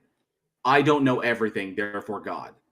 No, I didn't. I think that it's most probable for God to exist. I guess I didn't go over this, but I don't assert that it's. I don't assert that this means that God exists. I think that is just the most rational thing that makes most sense given the information I'm presented with. Okay, so the most rational explanation in the evidence you presented is a logical contradiction. That doesn't make sense. No, I think that you see it as a logical contradiction, but I see it as a lack of my No, knowledge when it comes no, to it is a logical contradiction. These are logical. This is A does not equal A, or A does not equal not A. It's the identity of this thing is this, and you're saying that not A, that the and the antithesis to its identity is still a logical possibility. It doesn't work that way. You're simplifying it down to A and not A, which would make sense in that case. But when it Well, comes down to killing people and the surrounding circumstances we're in, I think that I guess the last thing I'll say before I leave here, like for instance, if they were all, I guess, like I don't know, they were all child rapists. Okay, I don't think that God drowning all of them would be a bad thing. I don't think that would be Okay, bad. well, I mean, then you have to reconcile one very, very simple thing. Yeah. If God's end goal is for everyone to believe in it and accept it and have a relationship with it, Yeah. and God in its omniscience would know that this would be a stumbling block in the future before it created anything, because it has infallible knowledge of all true propositions. It is a true proposition that what you have presented is a logical contradiction, is a stumbling block for anyone accepting God and having a relationship with this apparent moral monster. God would know this and still yet chose to act in the fashion it did when it could have acted in a different fashion to elicit a different response. Why did your God act in a logically contradictory fashion? I think that he acted in a seemingly logically contradictory fashion because No. If God's end goal is for all of us to accept it and have a relationship with it, and it would know I that think there's other particular actions. mechanisms. I think there's other mechanisms. No. which you Holy could go relic. If God in its omniscience wants to have a relationship with everyone and wants everyone to accept it and believe in it, but God would also know infallibly that in the future, its actions would be seen as immoral, which would create a logical contradiction, which would justify people not accepting it, not believing in it. Why does God's actions directly contradict its end goal? I What don't it think. wants.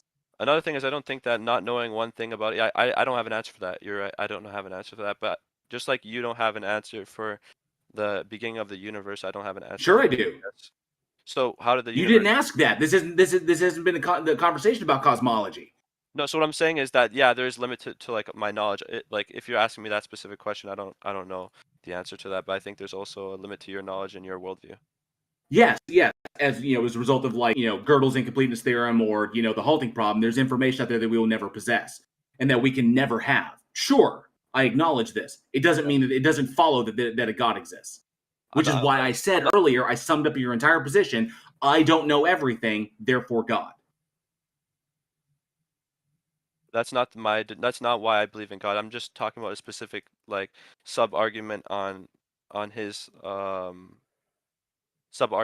properties, right? That's not my like my logic behind why I believe in God. This is just a discussion about something I thought maybe I'd have some knowledge on. What?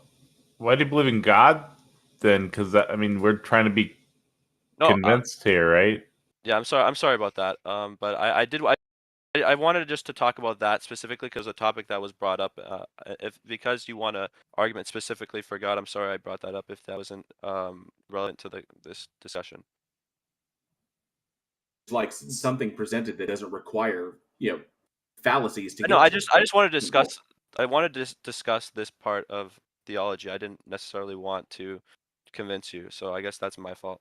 Well, and that's fine to at least try and convince us of an argument, but I still would love to know, is there something, what convinces you to wake up every day and think that Jesus is your Lord and Savior? I think it's very, very much an intuition. Emotional appeal. Yeah, I don't think all emotional appeals are built equal, but yeah, I'd say so. No, they're not all built equal, but they are all fallacious. Okay, I got you. Another thing, just one thing I'll bring up really quickly. Do you think that all of the historical evidence for his resurrection is bollocks? I'm sure you do, right? So there is no historical evidence for the resurrection.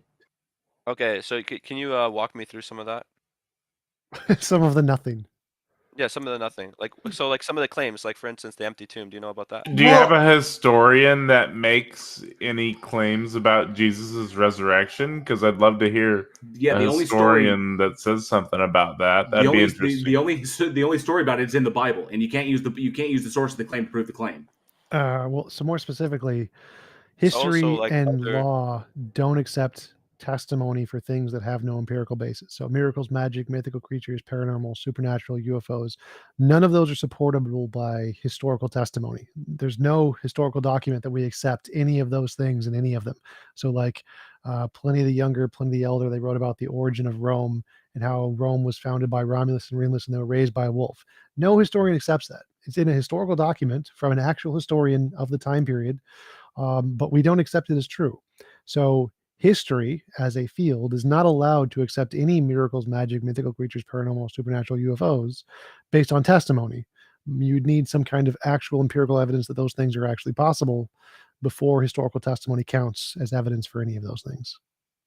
Okay. What amount of martyrs would like let's say if Zero. there's so there could be an infinite amount of people and infinite coincidence that you would still chalk up to naturalism or a mass psychosis. You know, Yes. martyr count.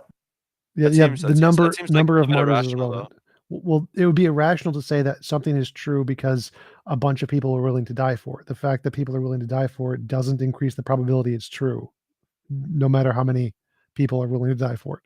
Like literally, if there were tens of millions of people willing to die for flat Earth, would that make flat Earth more likely? No, no, it would not. But that's not the only thing, right? That's like one of the big things, right? But No, it's just an argument for popularity. Well, can I also ask about this empty Yeah. tomb thing? Because the empty tomb has always been strange to me. Because an empty tomb that's why I want you can to walk me through mean it. a lot of things. Like, walk us through why an empty tomb meant that Jesus came back from the dead and then ascended to heaven. Because I can think of a dozen naturalistic reasons why a body would actually no longer be in the tomb and they would be mountains of statistically higher than someone raising a resurrection. And it also, the resurrection itself is weird to me. Not saying that you can't resurrect and then go to heaven. It's just odd that the first thing you do after being resurrected is leave and have no evidence, and that the evidence of you coming back is that there's no evidence. It would have been really cool if he'd come back and then just like showed up on Pontius Pilate's doorstep and been like, "Yo, what's up, bro?"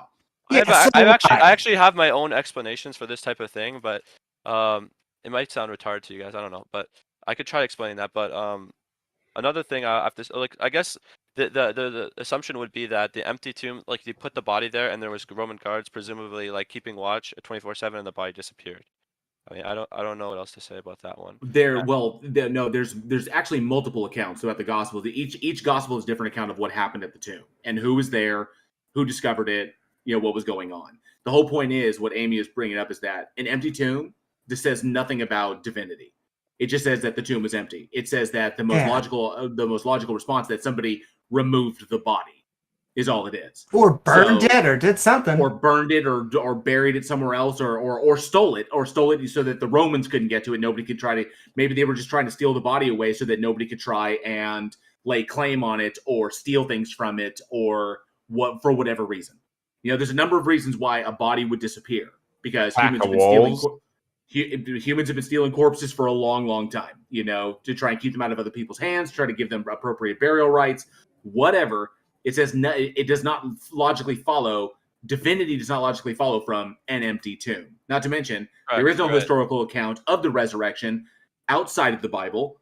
There's multiple variations about who was there, what they saw, when it happened, what happened afterwards, who those people talked to. So there's nothing there's nothing substantive to give this story any credence whatsoever. So the idea of the martyrs is that if you could prove that they had no because martyrs in and of themselves wouldn't be. I'm gonna go back to the point you're saying, but martyrs in and of themselves, because I saw someone comment this. wouldn't be proof of anything, right?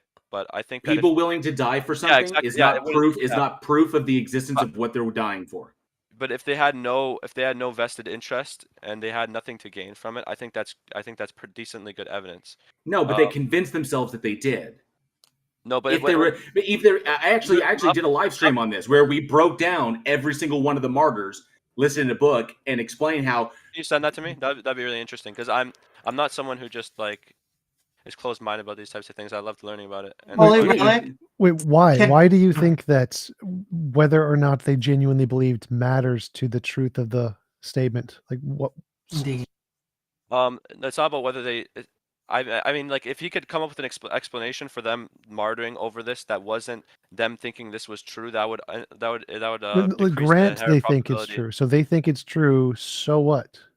Yeah. Why does David the fact Koresh that thought they that he think was- it's true make David Koresh increase the thought he was probability? the lamb, and David Koresh thought he was the lamb and thought he was going to bring about the new age, and he died in his compound for what he believed. Does I that guess- make what he believed true? No, I guess I would just explain it from like let's say if you had a friend that died and you have 10 friends that you know very well are like attesting that he didn't kill himself even though seemingly he did kill himself, and they're all willing to die for that, and they don't seem to have any vested interest on why they would be lying about this. They don't seem to have any motivation. I think this is how you do in the court of law as well. I just feel like that increases the inherent probability. No, Well, they would wait- have a vested interest One because sec. they're a friend. Well, that doesn't matter. So in a court of law, again, testimony isn't evidence for miracles, magic, mythical creatures, paranormal, supernatural, UFOs. So like for suicide cases, murder cases, testimony does count because those all have an empirical basis. But for miracles, it doesn't. It doesn't matter how many people believe what. It doesn't matter if there's 10,000 people who saw Santi Sai Baba do a miracle in person. That's zero evidence of miracles. Or thousands of people seeing UFOs, or a miracle in where it was in South America. None of those are considered evidence because there's no actual empirical basis that the miracle could happen in the first place. So Okay. the suicide case is different than, let's say you have 1,000 people who all believe that there's a comet and they're going to go to heaven and they all kill themselves because they want to be on this comet. Does that increase the probability that the comet is going to bring them to heaven? I concede that I don't have enough surrounding historical information to overgo because I understand. I think there's a Hume argument on this that like any naturalistic explanation will be pretty much inherently more likely because of all the evidence that we have of other natural things that have occurred in the past. I understand that override pretty much any other like probability for you. Well, I'm But, going further than that. I'm saying, say there's a bunch, like 1,000 people who think that there's a comet coming, and if they kill themselves when the comet comes, it's going to take them to heaven, and 1,000 people kill themselves by drinking magical Kool-Aid. Does that increase the probability of the truth of their claim? I would have to say no. That doesn't increase the probability. But in the case of the comet, I mean, I think there would be other. I think the idea is like behind his resurrection isn't that there's just martyrs. There's also like other I guess people at the time that were quite influential that have also attested through different evidences as well that they're like of the surrounding information, like some of like the. I think there's like minimal facts arguments. Okay, as so well, let's say that like Jesus Christ existed, for instance. Jesus Christ died on this cross, and then he was buried in this thing, and then there's these guard whatever, you know. well, that's great. So let's say that there's an asteroid coming and thousands of people kill themselves, and there's a bunch of historians who mention all of this and mention their beliefs. Does any of that increase the probability that their belief is true? So we know the asteroid came. We can just check it in the charts. We know that 1,000 people killed themselves. We have historians who mention all of these facts. Does any of that increase the probability that the beliefs of the people who killed themselves were true? I guess the only way God would reveal himself would be through something supernatural. And I guess with enough surrounding evidence, I guess you're just not convinced that it was supernatural, because if God were, for instance, How do you know supernatural exists? I don't. And I could show you or So you're why. agnostic?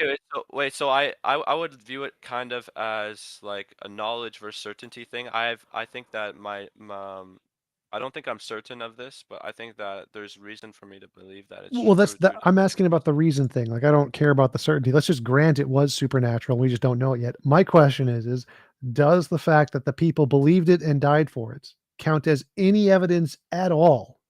And it seems like no. Like in the case of the asteroid, it doesn't matter how many people believe it. It doesn't matter how many people killed themselves. Those are literally irrelevant. Because you said that it Well, increases. just those with this example, no, it wouldn't increase the. I feel like they're not the same, but maybe I'm wrong. So would this not evidence thing somehow become evidence with other facts? It might be if there's other surrounding facts What was- as well as oh my God. this.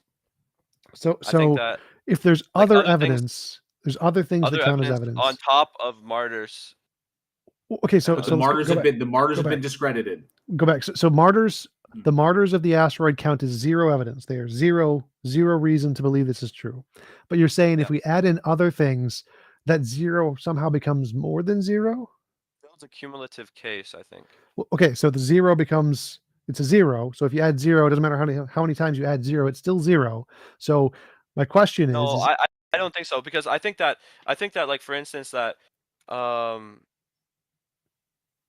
if you already have something like, let's say you have something extremely unlikely, like a 1 in 1 billion chance of this being a natural event, right, or something like that.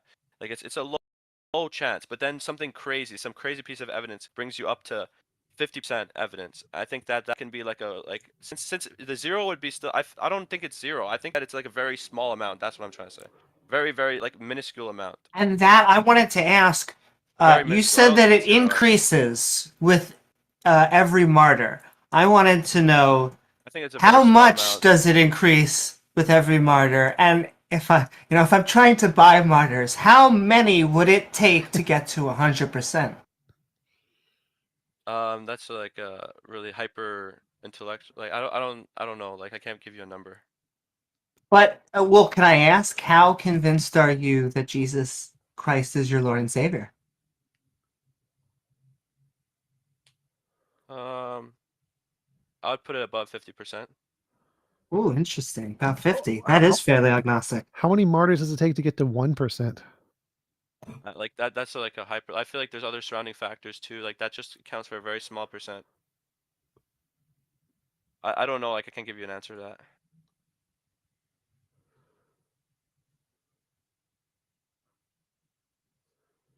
And I'll give you an extreme case. It's one that atheists normally talk about, but why we don't think that killing yourself can get you anywhere is we've seen it happen to two towers, and it turns out that when you believe something is true, it does, and you martyr yourself, it doesn't seem to. Another thing that I would say is that another thing that I think is lost in this conversation is a lot of times the implication that a lot of people are willing to kill themselves, we have this idea in our mind that they're affiliated with each other, and that's why the probability wouldn't be raised.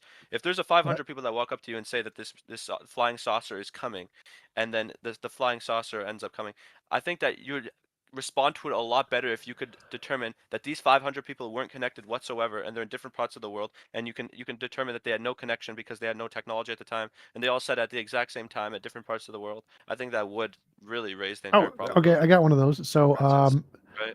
we I used think that's what you're losing on this. that's a good example. Let's go with that one. So all over the world, there were people who would sacrifice other humans in their tribe for certain events, like if the sun got darkened from an eclipse or volcanic events, they would sacrifice people, and tens of thousands of people in their culture, the Mayan culture and different Chinese cultures and different cultures from around the world, all completely separate, not in any way connected, all thought that this super amazing event would be connected to some supernatural thing, would be alleviated if they sacrificed virgins or someone else in their culture.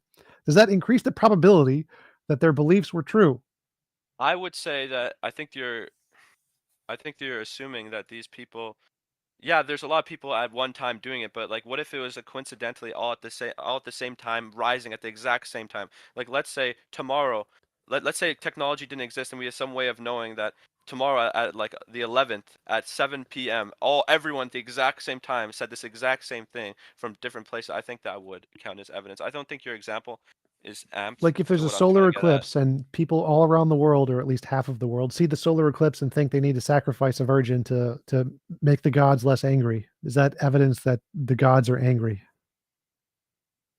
No, not in that example. I don't know. I feel like you're just I don't. That wouldn't be proof. I think that we both don't know the historical context here. And I think we're just going to talk past each other the whole time. I'm pretty familiar with Because- the historical context on all of these subjects. Well, then why don't you just apply it to like? I don't know why you have to use examples then. Why don't you just apply it to like what we're talking about? I literally am. So I'm saying, if what you're saying is true, here's a historical example where what you're saying is clearly not true. And so it's clearly not true in the case where you're trying to apply it. So the fact that lots of different people sacrificed virgins to appease the gods that are completely unrelated and don't know each other isn't evidence that the gods are angry and that sacrificing time? virgins. Were they at the exact same time? Yes, this has happened all throughout history. This is a common thing. And so also in your case, no one other than Christians ever claimed Jesus rose from the dead. There's no historical accounts of anyone saying that other than Christians. I feel like that's obvious though, because if they did believe that, then they would be Christians, right? Right, but there's no one claiming it happened other than Christians.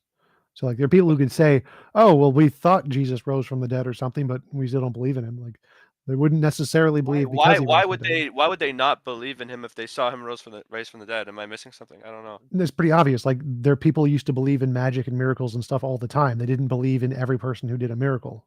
Like miracles and magic were pretty common back in the day. They thought it was, at least. So just seeing someone do magic wouldn't make them believe that they're the demigod. I would need to verify that claim through research. Okay. You just Google the time period. There's tons of miracle workers. Sounds like you got a bunch of work you still need to do. Holy Relic. I do have a lot of work to do, and that's why I wanted to talk to you guys. I was hoping you can help me out. Yeah. Send me some links to stuff. Yeah, and you feel free to jump over. You can check out my channel. I did a big long talk with King Xerxes, where we broke down the martyrs and the actual historical accounts of some of these individuals that can be corroborated as best as they can, and how some of them were not martyrs at all. Some of them died as a result of their own actions, and they did not die in the name of their faith.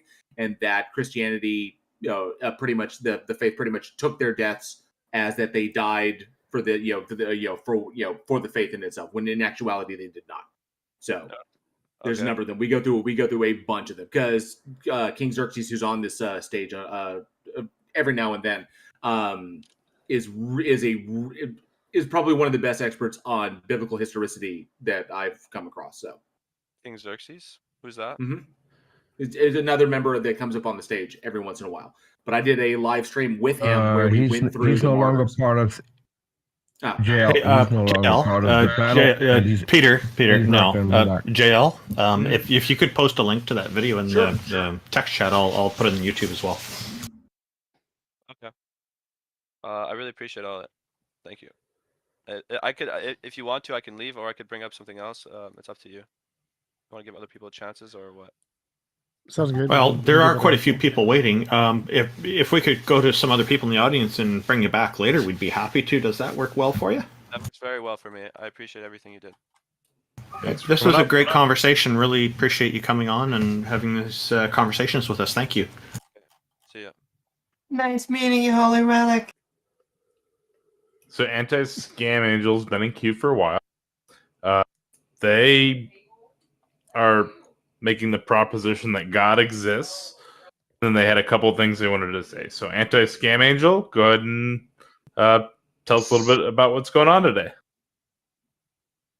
And thank you for being anti-scam. Yes, thank you. Can you hear me? Yes. Yes, sir. Hey, Taco, so sorry for taking so late to reply to you. Hey, TJump, Peter, Amy, and Randolph. What is up? Hi. So the debate, Right. the stage title is "Convince Us a God Exists," right? A goddess or a god? Yes. Yeah, goddess or god. So I guess I'm not gonna be childish and just post a picture of like a Roman god and say, "Hey, this exists," right? This doesn't work. Was there a question? Try us. Tell us about your the god you want to present, and we can examine it. Yeah, exactly. So I'm going to talk about the god. Yeah, the creative gods, like the god who can create something. It's not the god you worship. So like, for example, you can worship anything, but I'm talking about the god who cause everything to exist. So, for example, you guys' existence here is real, I guess. Everyone believes so. Therefore, like for you guys to be here and for this discussion to take place, there must be like a series of like cause and like effect happens. Therefore, like the approach I'm trying to make is if we imagine like there is a bottle, right, an empty bottle, and it's closed, firmly closed. Do you think it's possible for it to have like apple juice inside? What? I don't understand the question. Okay, the question is like this.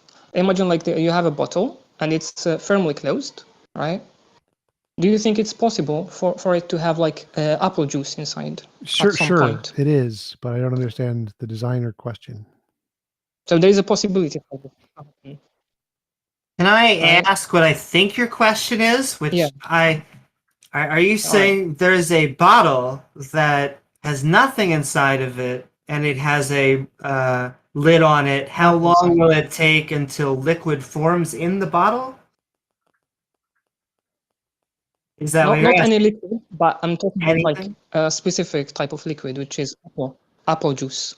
Apple juice. Yes, it's Okay. possible that a closed lid has apple juice in it. See, I No, think like so. the So the bottle is presupposition totally is obvious, though. What he's trying to say is there's nothing in it. How long will it take until it randomly, spontaneously generates apple juice with there nothing being inside? I would say that's not what life is, exactly. not the universe. I don't think that's an analogy to it. There's reasons why apple juice forms and in bottles, and it takes something natural like a tree, and then you make apple juice that is designed in a bottle. But those are a mixture. It's not spontaneous generation. It's not going to happen. But I don't think that's what a god is. Or are you saying that's what a god is? No, so what I'm trying to say is like atheists today, they make they say like nothing, something can come from nothing. No, that's not what we say at no all. one says that. I guess that's what most of the atheists. I will Zero point out, atheists. I agree with these guys that most atheists don't say that. I can't rule it out. I have some views on absolutely nothing and not being able to rule out the possibility of something erupting from it. But I'm not going so far as to say that this is what's actually happened. So I agree with them generally. Most atheists aren't taking this position. That's kind of a straw man argument that comes up from a lot of religious apologists. And it's unfortunate because it misleads people to end up thinking that we have these kinds of views when we don't. And I'll make a stronger assertion. Something coming from nothing, unless it's Lawrence Krauss writing a book tongue-in-cheek as a response to theists saying it over and over and over, it's generally a theist and a creationist phrase. Because anti-scam, because technically something from nothing is the theist argument, because there was God and there was nothing else. And then there was God created everything. Well, they don't state that God like created everything out of itself, like it didn't pull its own energy. It simply willed it into existence from nothing. So technically that's a theistic claim that just when you project it onto the atheist, you're saying, well, you don't believe in God, so it's something from nothing. There was no mechanistic God to like magic everything into existence. But that's not what atheists claim. That's not what cosmologists claim.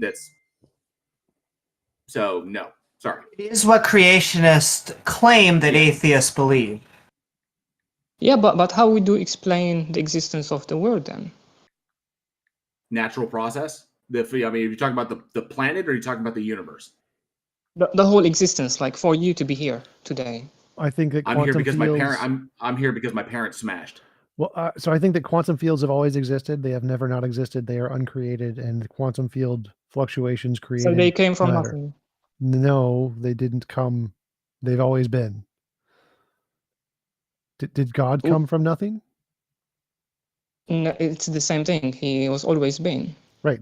So we can both just say because he it's is always the starting point. Like he's the creation, right, the right. creator. So we say the starting point is quantum fields or something like laws of physics. So we both agree that there must be a starting point. Sure. There's a starting point for observability, but there doesn't have to be a starting point for our universe. Yeah, so basically, like what I believe is this. I believe like the starting point has to be God itself. Why? So whether you believe why, because like it is the creator. It's the starting point that created everything. No, you to happen. defined it as the creator, but where's the evidence that this is a creation? Wait, so why does it have to be a god? Why can't it be laws of physics? Okay. So it's like this. So we go so back in the time when there's nothing but except this entity, this thing, right? So it has to have like some criteria, like some attributes, right? The free will and the intelligence. Wait, So why? so it's like Why are neither of those things seem to be required? it made something. It caused things to happen. Yes, all things in physics cause So other it did things. something. You don't need free will for that. No, but true, but today we have free will. So how can something that doesn't have the free will inherit the free will to other things? The same way it creates pineapples. Like pineapples didn't exist at the beginning of the universe, but pineapples do exist now. How did no pineapples create something with pineapples? Well, it's because different combinations of laws of physics But can pineapples, produce. they don't have like free will. They don't have like intelligence. They You're are just atoms. You're not following. So Yes. pineapples did not exist at the Big Bang, but they do exist today, I'm sorry. right? True. And so free will didn't exist True. at the Big Bang, but it does exist today, right? That's possible, right? True. Yes. So you don't need But a it thing is the with, same elements, just recombined, like in a different shape. right. So free will could be an emergent property. I don't think free will exists, but if free will did exist, it could be an emergent property like pineapples. It is a thing that results from brains. You don't need it to be in the origin of the universe. It could just be like a pineapple. Yeah, true. What about intelligence and other things? Like Same thing. it's a lot of things that the first thing that caused everything to happen had like inherited to us, the humans, for example, Well, they're that we all don't see emergent. like in other. Emergent properties. So none of those Yeah, exists so in you the know, thing. so you know this, right? Yes, that's what brains are emergent. Intelligence is Do emergent. you know this, or do you just believe in it? What you're saying? Yes, I know this. This is what we have from evidence from every single scientific field: neurology, psychology, cognitive science, biology, philosophy. Yes, these things are emergent from brains. That's what the consensus in every academic field is. That's what all the evidence indicates. We know this. So based on this, we don't need the first cause to be worshipped. Well, I don't think we would need to worship the first cause anyway, but the first cause just needs to be a quantum field. And the quantum fields can explain everything we see in nature, including brains and humans.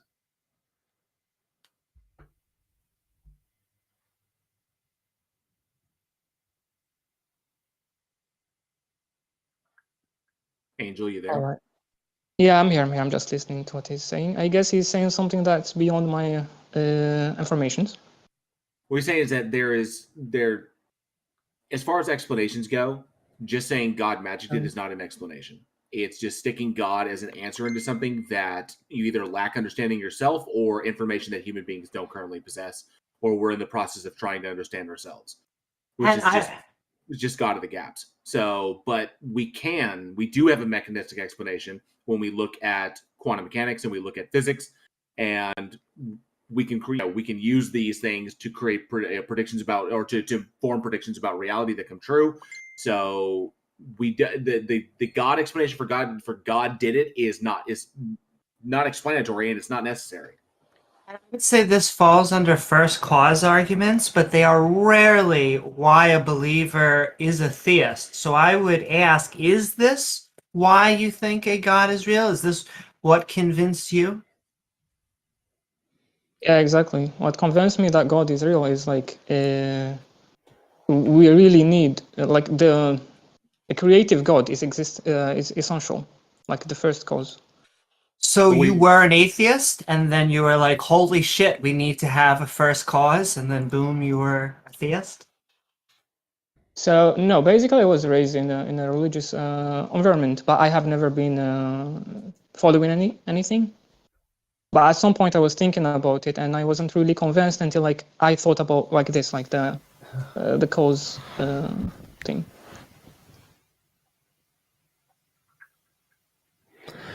Testing, am I a little louder now for people? You're good. A little bit too loud. I would thank you. But well, okay. So, but Angel, sorry. Yeah. But why is okay? So why is a God necessary? Why do you think a God is necessary?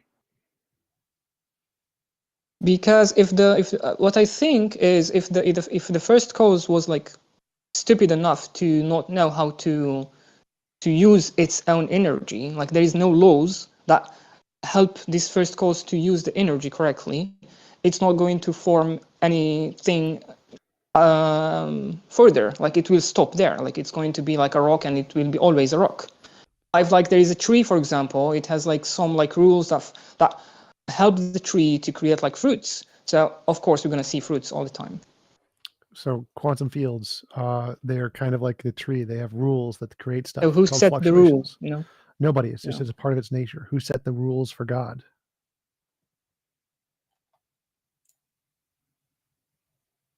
There's also, I mean, you have to take into account that Okay, you have to take into understandable. account that we can't eliminate the possibility that this presentation of our universe is the only one and was not the first one. So there's a possibility that this presentation of our universe was not the first presentation of a universe, is not the only presentation of a universe, and will not always be the only presentation of a universe. So we only have a sample size of one. So there's a lot of things that we can't eliminate, a lot of possibilities that we can't eliminate, just because we're working, with one. So we're working with what we have.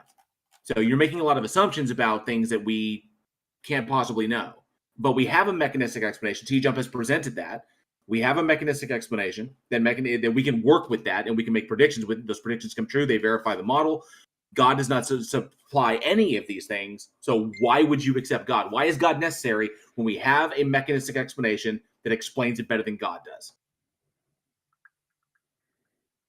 So I guess that's why I should like stop pushing forward. I need to go read more, because TJump here referring me to like some papers where they talk about this stuff. All right. And I guess like JL, I guess like what I'm trying to say is like not about like exactly this one universe or like multiverse, for example. I'm talking about the whole existence in first place, like the why we are here now today. So yeah. That assumes that there is an agential purpose for our existence, which we don't assert that there is, and there doesn't need to be an agential purpose for our existence. We just acknowledge that we exist, and we need to determine our own purpose for ourselves.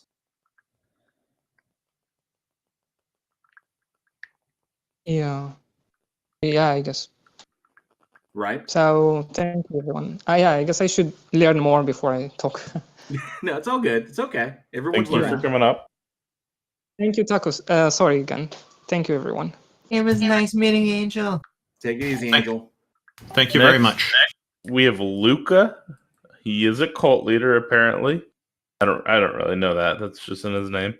What's up, Luca? Hello, Luca. I remember Luca and I spoke a few days ago and had a really good conversation. I'm looking forward to what Luca has to present here today. Hey, so one, I guess the cult leader thing it's a joke on the server. Someone called me that, so I just added that to my tag.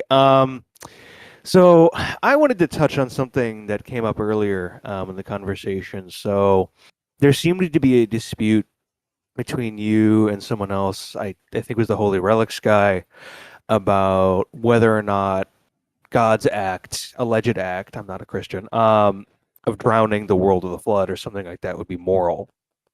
And I'm just curious about the substance of that debate, because it seemed like Holy Relic had some kind of theory in the background that had to do with like God to make things morally permissible or not. But the thing that I didn't really understand, sort of from the objector side, is what exactly is going to make it the case for any of you that God drowning the world with a flood is like impermissible for God to do? Because presumably that's required for a moral argument against that kind of thing.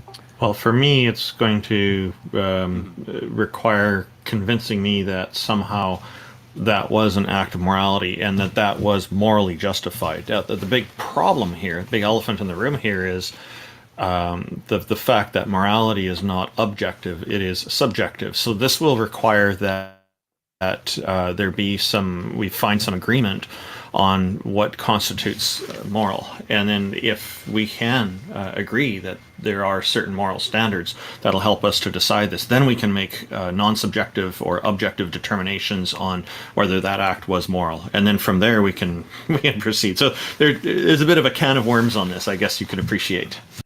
Well, I would actually go a little further than that. So, when we assess what morality is, we use our moral intuitions, and so it's usually reflecting morality from the Christian. We say, ask the Christian, is it moral to drown babies? They say no, and so they understand intuitionally that drowning babies is bad.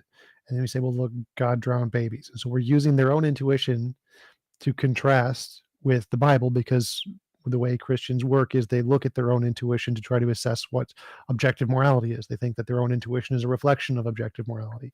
And so you can contrast what they believe objective morality is in their hearts to what it says in the Bible. And so we can use people's intuition to understand what morality is. Drowning babies is bad. And then contrast that to the actions done by the Christian God, which are drowning babies. So we don't need an objective standard to assess that it's bad to drown babies. It's irrelevant to the point. The point is simply that if you in your heart understand drowning babies is bad, that's in conflict to the things that God in the Bible did. So I think I'm probably just going to straightforwardly disagree with that. And then to quickly respond to what Richardson said, I think the issue mainly is that if you're saying that morality is subjective insofar as there's no like substantive sort of external to human agency facts or something like that, I don't know, about moral truths, it seems like that guy is going to disagree with that. I generally take theists in those kind of debates to be committing probably to either some kind of divine command theory or some other theory on which God is the grounds of what is morally permissible. And it's going to follow, for instance, from, let's just say he's positing DCT, divine command theory of some sort. Well, it's going to follow from the basic sort of precepts of DCT that drowning the world, babies included, with a flood is not morally impermissible for God. Drowning babies might be morally wrong for us. That's going to satisfy maybe the intuitional appeal or something like that. But it's not just mere intuitions on their part, presumably, because they're committing to a theory about what makes things morally wrong or not.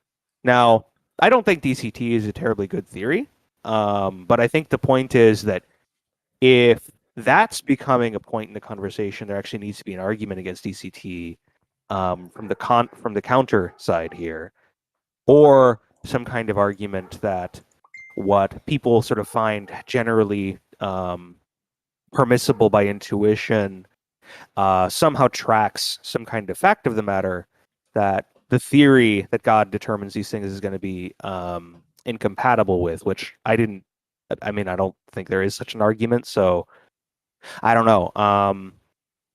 Do you think that there was an argument against DCT presented? Because maybe I just didn't hear it. Just put on the table, I think that ethics and morality are based in situations.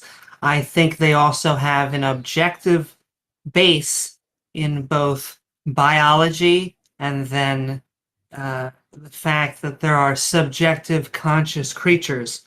I think when you have those two things on the game board, you start to realize what type of moral decisions. I often explain to my Muslim brothers and sisters that, okay, you're trying to tell us and sell us on the idea that you're about to cut someone's hand off, but if the biology was that their hand grew back, you might have a different view on that. And so I think we can emphatically say that drowning babies is evil, just like Why? we could say because you're taking a conscious creature and killing them for no reason. Well, I mean, there might be a number of reasons. For instance, the person in question might have some kind of goal they have to achieve or something like that. Those are like those are like I mean, practical reasons they have. yo, They might have some kind of like they might derive some kind of like satisfaction from doing it. sure. But I think we need They to might have a fight it. consequentialist kind of reasoning, like they know some sort of either contextual or intrinsic facts about the baby in question. But that's sort of underdetermined in the hypothesis, and I think that Supervillain logic, and I think we need to prevent ourselves from these supervillains that you're trying to explain. so I mean, so the person that you were talking to earlier has a theory in the background about why, for instance, for a person it would be wrong for them to drown a baby or something like that for them, Well, but that because means and to make it very explicit for them, it's because they think it's God commands not to do that, and God's commands are normatively forceful on human decisions. But I'm not really hearing a theory from the counter position here. Why do you think it's morally impermissible to do something like that? And all I'm hearing is from the henchmen. You're like, well, the henchmen say the supervillain is great and killing babies is fantastic, so why shouldn't we let them kill babies?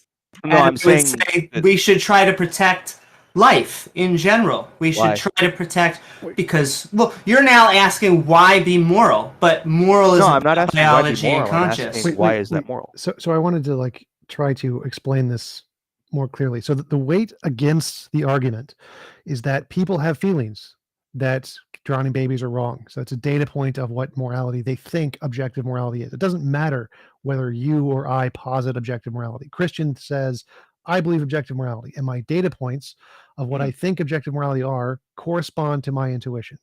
So you give examples of those intuitions. Drowning babies is bad. Do you mind Now- if I interject there? Sure. So most people who use DCT or something like that can accept that.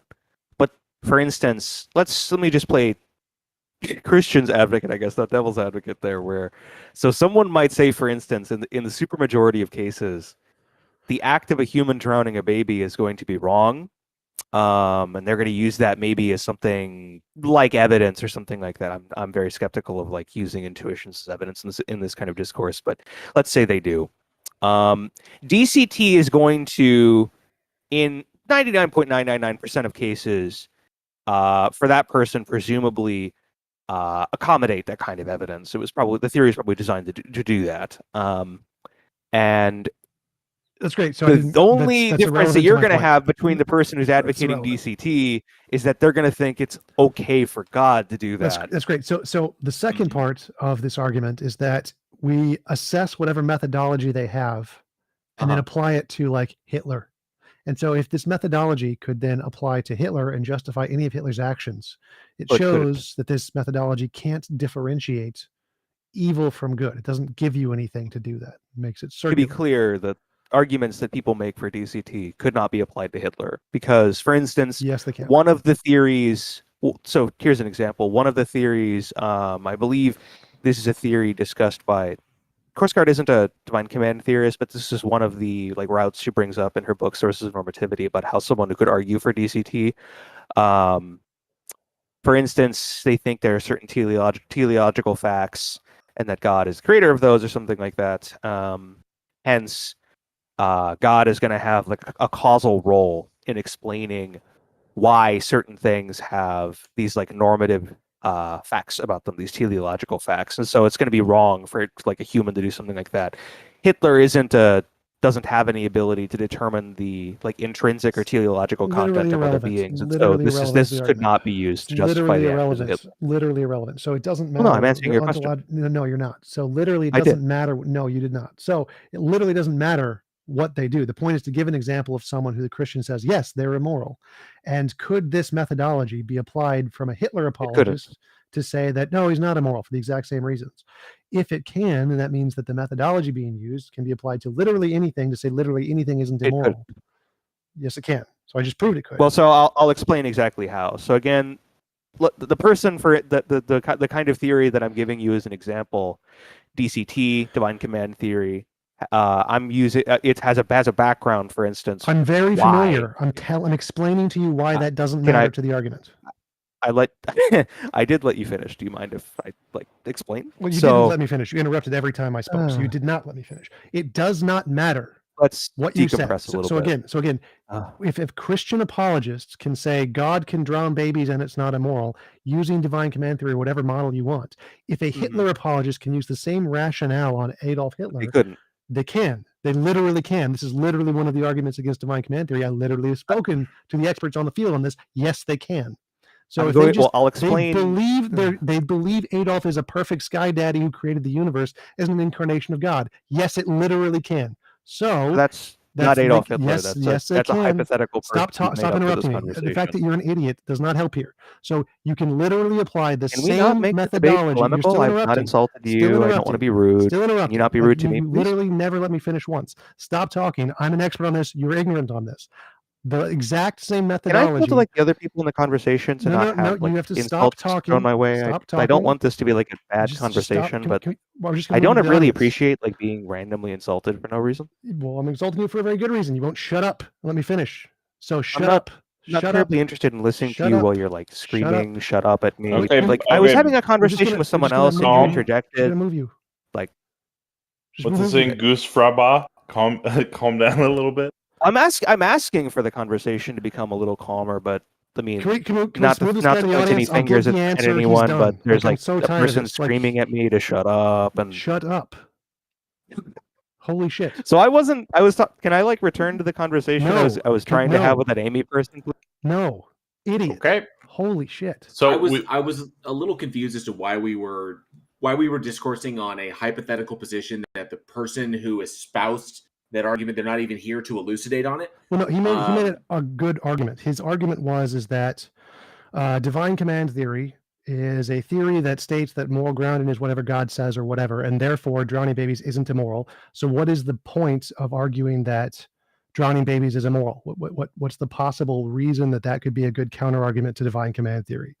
And the reason it's a counter argument to divine command theory is because it's a reductio ad absurdum. You take a data point that's obvious to everyone, drowning babies is wrong, and you use that as a way to try to create an intuitional conflict, the cognitive dissonance between the individual and their intuitions and their objective belief that divine command theory. That's the justification. And you can say, if you use this methodology of divine command theory to justify God's action, anyone who believes some sky daddy or divine command Adolf could use the exact same argument to justify Hitler's actions, even though they were wrong. So there's no way within the methodology to differentiate between a correct usage of divine command theory and an incorrect usage, just made up, it's arbitrary. So the reason we can use the drowning babies against the divine command theory is by creating cognitive dissonance, by using their intuitions that certain things are wrong to contradict the actions of the Bible, and then show from whatever methodology they're using is arbitrary because it can be applied to literally anything. That's the answer to his question, but he was too stupid to shut up and listen.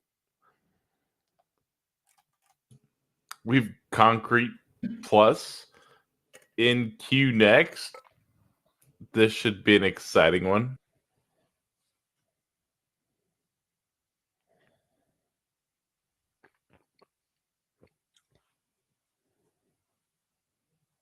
Concrete Plus. What's going on, concrete? Restaurant. It happens. TJump just made a weird claim that he's an expert. Yes. How did you get your expert status? By speaking to and discussing with the experts. Okay, so I've spoken to an expert. I've discussed with an expert. So therefore, I'm an expert. If you've made progress in the field and they say you have, then yes, sure. I'm sorry. How do we judge your progress? Do you want to like bring up an argument for God here? Like, if you want to know my expert status, go talk to the experts I've spoken to and look at the videos where they say, "Yeah, you really know what you're talking about."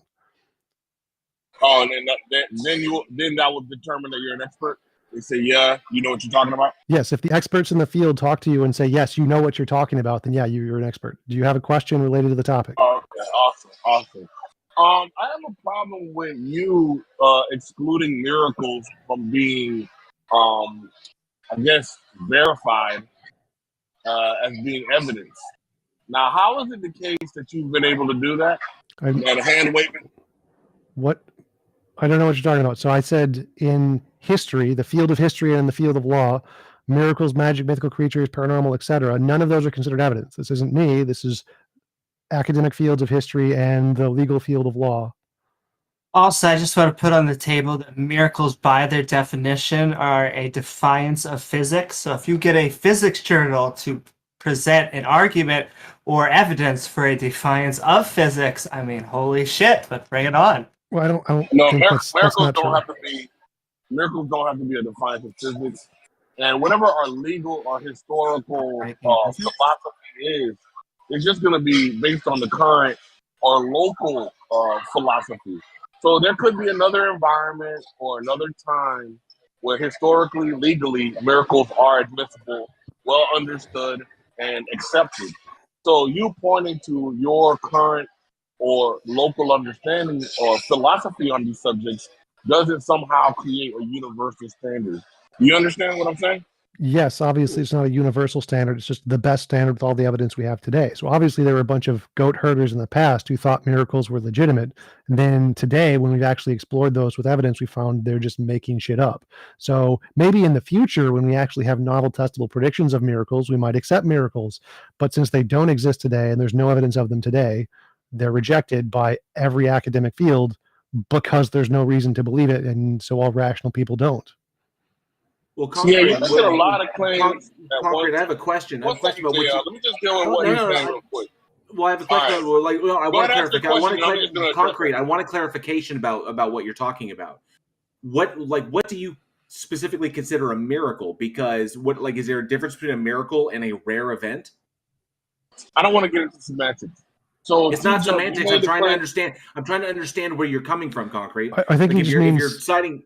I think you're going to bog down the conversation by getting into semantics. So, Concrete, would it be fair to say a miracle is just an action done by God or something along those lines? No, that wouldn't be enough of a definition. Because actions done by God would be flooding the earth, killing the Sodom, or so destroying the Sodomites, so on and so forth. Actions done by God to help or something. Semantics. Let's not. If you want a quick answer, which we're not going to delve into, it's going to be a highly fortuitous, highly improbable, fortuitous event, right? Highly improbable, fortuitous, highly improbable that the Jews would be killed, but it's not fortuitous. So highly improbable and fortuitous. All right. Now, back to your claim, TJump. Back to your claim, TJump. You said that we have no evidence for miracles. Was that your statement? Well, we like winning the lottery by your definition would be a miracle. That's what I was going to bring up. Oh man. Look, so it's like a supernatural thing, right? That it would be. Look, I'll add another part that it would be in alignment with God's nature. So God is not a gambler. He's not into gambling. I think lottery would be a part of gambling. Okay, well, that's good. That's good. Let's stick with that one. So if it has to be in alignment with God's nature. My question now? So your question. Yes, that's what I'm going for. So if it has to be in alignment with God's nature, hold on. If it has to be in alignment with God's nature, you need evidence of God's nature. Otherwise, anything either could be or could not be. And we have evidence of God's nature. No, we don't. That's why there's no evidence of miracles. See, John, I don't even know. You're from the school of Matt Dillahunty. Matt Dillahunty knows that you should never say there is no evidence for God. And I'm yet not from the school of Matt you Dillahunty. Continually make this mistake. So what evidence is there any information or facts, information, events, arguments that could be used to forward the likelihood of a proposition being true? A proposition on the table is God. Novel testable predictions. Novel testable predictions is a methodology used in natural sciences. Does not apply to every proposition. I don't know why you think that you can use it applies to literally anything. One sec. It doesn't just apply to the natural sciences. I don't know why you think you can use a fork to plug up. No concrete. No concrete. This applies to anything. Tool, no, but it's not concrete. Tool that's no concrete. For all propositions. Concrete. This applies to all propositions to differentiate imagination from reality. All of them. Look, did Julius Caesar exist? Yes. All right. What novel testable prediction are you gonna? What experiment you think you're going to be able to conduct? Tell us whether or not Julius Caesar existed. Well, because he's a human being, and human beings already have an empirical basis. We can say He is a dead human being that lived thousands of years ago. If he yes, did. all of those How things, all of those things have an empirical basis. Give us an experiment Concrete. Let to me show answer. that Concrete. So all things like novel testable predictions apply to classes. So do we show humans exist? Yes, humans exist. Did they exist in the past? Yes, they exist in the past. So we have empirical bases for all of those things. So in history, that is an observation. Wait, I'm answering concrete. So in history, historical claims like I saw a dog or Julius Caesar existed are reasonable in history because there's already empirical evidence of dogs and humans. The things that are not reasonable in history. One sec. So the things that are not reasonable in history are miracles and magic. Wait. I'm trying to answer concrete. I'm going to move to the audience. You got to let me answer. So the things that are not evidence in history are miracles, magic, mythical creatures, things that we have no empirical basis for. So saying Julius Caesar existed, there's already been novel testable predictions for humans. We already know humans existed. So saying a human existed in the past is completely reasonable to believe based on historical accounts. Okay, based on that very poor logic, humans exist, therefore any figure that is referenced in history exists. Will then account for Jesus. No. So then, because we know humans observed particular and wrote about particular things that Jesus did, everything that Jesus did is now accounted for. So you just shot yourself in the face, and now you're going to try to walk it off. It's a headshot. It's fatal. No concrete. So this is very, very basic. It says if there's an empirical evidence of a thing that exists, then testimony of it can count. Wait, stop interrupting. Stop interrupting, concrete. Humans. You're making it so laborious, man. Bye. So humans exist. The fact that we have empirical evidence, novel testable predictions that show humans exist, anything that has a current empirical basis, then historical claims in the past can be considered evidence for that. Doesn't mean they're good evidence. Doesn't mean everyone who's claimed to exist in historical text question. exists. Are people getting kicked from the stage? Yeah, if they interrupt me, I'm just going to move them to the audience. So I need to be able to finish the statement. So if humans exist today, we have empirical evidence of humans. Why are people getting kicked from the stage? Because he keeps interrupting me, like you are now. So like I want to be able to finish my points. I want to be able to finish my points. So if, like concrete was asking, the reason it's reasonable in history to accept humans existed in the past, like Julius Caesar, is because we have empirical evidence humans exist. Things that don't have an empirical evidence, like unicorns or miracles or magic, it's not reasonable to believe from historical testimony. It's not that you believe every historical testimony. It's that testimony at least counts as evidence if it's for something that has an empirical basis. That's the criteria. Okay. I just want to point out that miracle. Oh, okay. So he's back. I'm just want to ask a question. So miracle definition: a surprising and welcome event that is not explicable by natural or scientific laws and is therefore considered to be the work of a divine agency. Using that definition, I can assert miracles do not exist. So how do we know which one of us is correct? Well, I want to deal with what TJump was just saying, which is basically a reiteration of his first point with actually no changes that would negate the existence of Jesus Christ, right? Jesus did exist. All he did was label it great. And humans, since we accept human testimony, because Julius Caesar's existence is not merely because he's a human, it's because it was testified by other human beings that he existed. So your entire argument is horrible. And so now we'll just move on to the testimony of Jesus Christ. And along with his existence, there was testified of his miracles. So now you have the miracles brought into evidence by your methodology. I literally just explained that. You are so ridiculous, bro. You didn't see it coming. You shot yourself in the face. That's what he or she... Now you're done. I literally explained that. I said testimony of things that have an empirical basis are reasonable evidence in history. Testimony of things that don't have an empirical basis, like miracles, are not. It's not even my thing. This is a thing in history. You can read about it in No, this is a fact of history. You can read about it in Michael Lacona's paper, Historians and Miracle Claims. It literally says this. This is not my claim. This is historians, the consensus in history.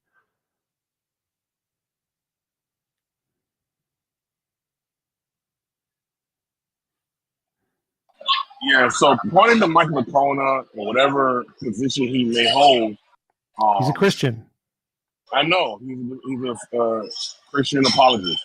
So just because he has a philosophy about miracles and their evidentiary classification doesn't mean that this is like undisputable, irrefutable fact of the matter. No. This is just a philosophy and position on a phenomenon. No, he's I disagreeing. don't share it. No. Look, bro, look. One sec. You hate it when you overtalk, but you're doing a thing. I know you're a diva.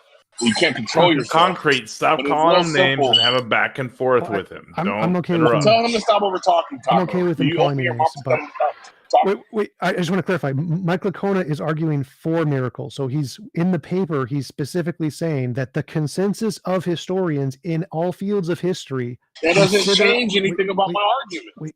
Concrete. It's a philosophical position. So it's not an ontological position. Concrete. It's not a fact of the matter. It's a philosophical position. Do you understand the difference? Concrete. So my argument is that the consensus.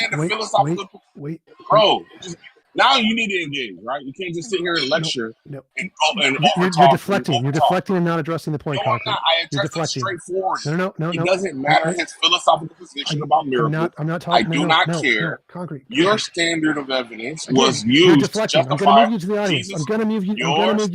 You got to shut up. You got to shut up. You got to shut up. So Mike Lacona is a Christian. He is arguing that we should accept miracles. In the paper, he literally describes the consensus of historians in every academic field, which is what you're arguing against. You're arguing against the consensus of the entire methodology of history. That's the part that I'm talking about. So if you want to disagree with that, that's fine. But this is not my position. This is not Mike Lacona's position. This is the consensus of experts in the field of history. That's the thing you're arguing against. So I'll pull him back up. Please stop kicking him to the audience. Concrete, stop interrupting TJump. TJump, stop interrupting him. When y'all finish conversing, we can go ahead and move on. But one at a time. Come on. So basically what TJump did was he cut me off and he's accusing me of derailing. Okay, we're not for something. Let me just we're not doing meta. Position. Just chill, bro. Concrete, drop the meta and get to the point. My homies said so. I don't care about what your homies said. What I care about is what is factual. It is a fact of the matter that people reported the miracles of Jesus Christ. Now, if it's the case that you hold to a philosophical position that those people cannot be relied upon, that is a you issue. Doesn't mean that I should take on your philosophy. All right, great. So now we're just going to move on to another aspect of what you brought up was, can we know that Julius Caesar is a real person? Yes, because humans exist. And humans have reported events in history. So I guess Paul Bunyan exists. I guess Aquaman exists, or the Loch Ness Monster, or any other entity that's been reported on. It now necessarily exists because of the TJump standard. Do you agree? Moron. I've literally explained this like 4 times now. If we have empirical evidence something exists, then that means testimony in historical claims is evidence. So if someone had testimony that some guy named Xerxes exists, that testimony would be evidence. Does not mean Xerxes exists, idiot, but it is evidence. It is valid evidence to bring testimony for things that have an empirical basis. Yeah, what do you think empirical means? Because I think you have a misunderstanding. Verified through sense experience. Okay, great. So I did not have an incorrect understanding, did I, Concrete? You were wrong again. Okay, great, but you're still misusing it. What? So if you have an understanding that's correct and you're still misusing it, there's still an issue, and I'm going to suss that out right now. So, Jesus Christ. So how did he misuse it? I'm telling you now, dummy. Jesus Christ and his miracles were reported through what means, TJump? Testimony. TJump. And what was the basis of the testimony? People's imagination. There it is, ladies and gentlemen. So now what TJump has done is he knows that the answer is observation, that people observed Jesus Christ, i.e. Thomas, who observed that Jesus died and required that Jesus show him his wounds within his hands, which Jesus did. And thus we have the testimony of Thomas that Jesus had resurrected with a full body. And what TJump is now going to say is that every instance within the gospel, while he grants that you weren't imagining the existence of Jesus, you, however, imagined all the supernatural events. And then I guess you weren't imagining the natural events. So you saw the natural events, such that you were able to accurately document this human's existence. But everything that was a supernatural event, multiply attested to, was the imagination of multiple people simultaneously, which we know is not an actual psychological phenomenon, right? Well, Mass we do. hallucinations, as the prior person stated, is not a psychological phenomenon. Yes, it is. And guess who brought that up? Guess who brought that up? I think it was Michael Lacona in the debate with Richard Carrier, right? Who wanted to attest that all of these statements could have been a hallucination. So no, doesn't it's exist. wrong. So that's wrong. Mass hallucinations do exist. We actually have a technical name for them. They're called folia do. They literally do exist. We know they literally happen. Communal reinforcement is another example. Yes, we do have evidence that happen. But the first things you said were correct. You seeing Jesus exists as a human, yes, that's reasonable to believe based on historical testimony. Seeing him raised from the dead is not reasonable. That is the reasonable conclusion is yes, you made it up in your imagination. That is something that is very common. It's called bereavement delusion. So you got that part right, Concrete. The fact that you see Jesus existing as a human is rational based on historical testimony. Miracles, not rational. That's the consensus of all the experts who have studied the field for decades. Yes. All right, great. So now what we have is an alternate explanation. And for TJump's current existence and our experience of TJump right here, right now, visually, audibly, there could be an alternate explanation, which is we're all hallucinating it right now. And if it's the case that somebody else was to hear the recording, not only are we hallucinating it, it was fabricated through some other AI means, right? So that's all that's happening. So now, if it's the case that we were to take those two theories, hypotheses, mass hallucination or the event actually happened, we'd apply Occam's razor to No, I never said mass any of that. hallucination. We'd apply.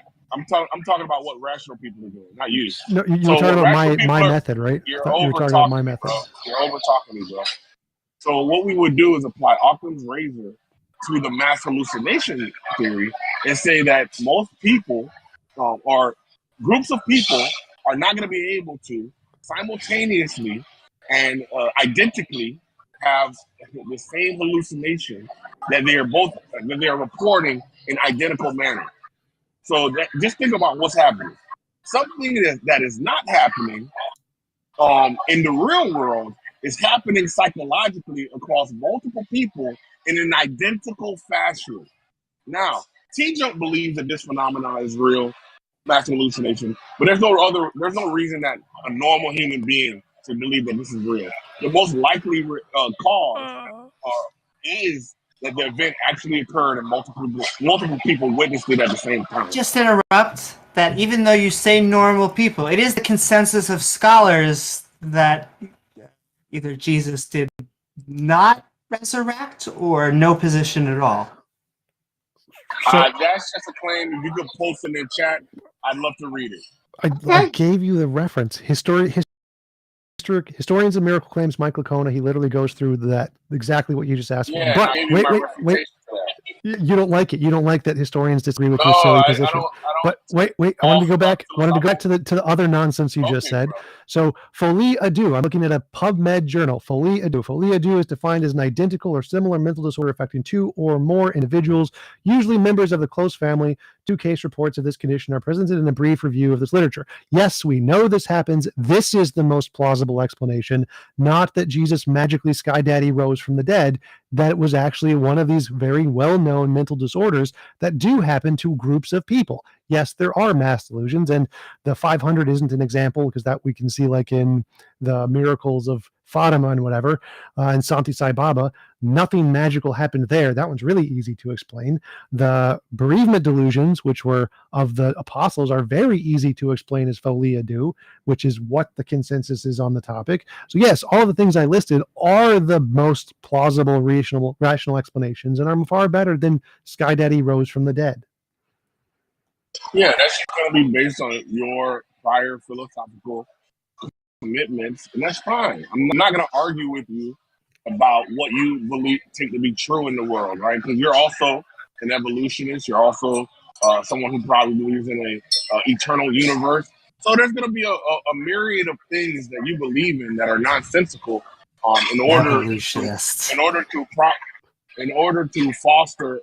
promulgate your beliefs, right? I don't care. No. What I care about is what we understand to be normal and reasonable and rational. And it is normal, reasonable, and rational, especially when human beings experience miracles for themselves. We now are going to be able to juxtapose your theoretical and philosophical positions with actual human events that are on a personal level. Concrete, Then every what's single, gonna happen a from there- concrete, one second, concrete, though. I'm every almost single, done, bro. I'm no, almost done, bro. concrete, I'm every almost single done. miracle that I'm has been almost done, done, bro. I'm concrete, almost done, bro. concrete, I'm almost every done, single, bro.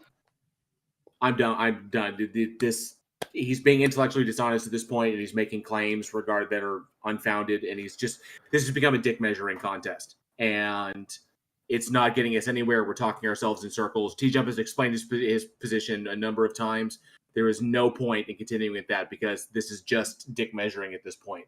Well, I did want to say point- one extra thing. So my position is based on empirical verified evidence that we can know exists things in reality. We know Folia do exist. We know bereavement delusion exists. We have lots of evidence that these exist. So these are kind of like dogs, things we have past evidence they exist.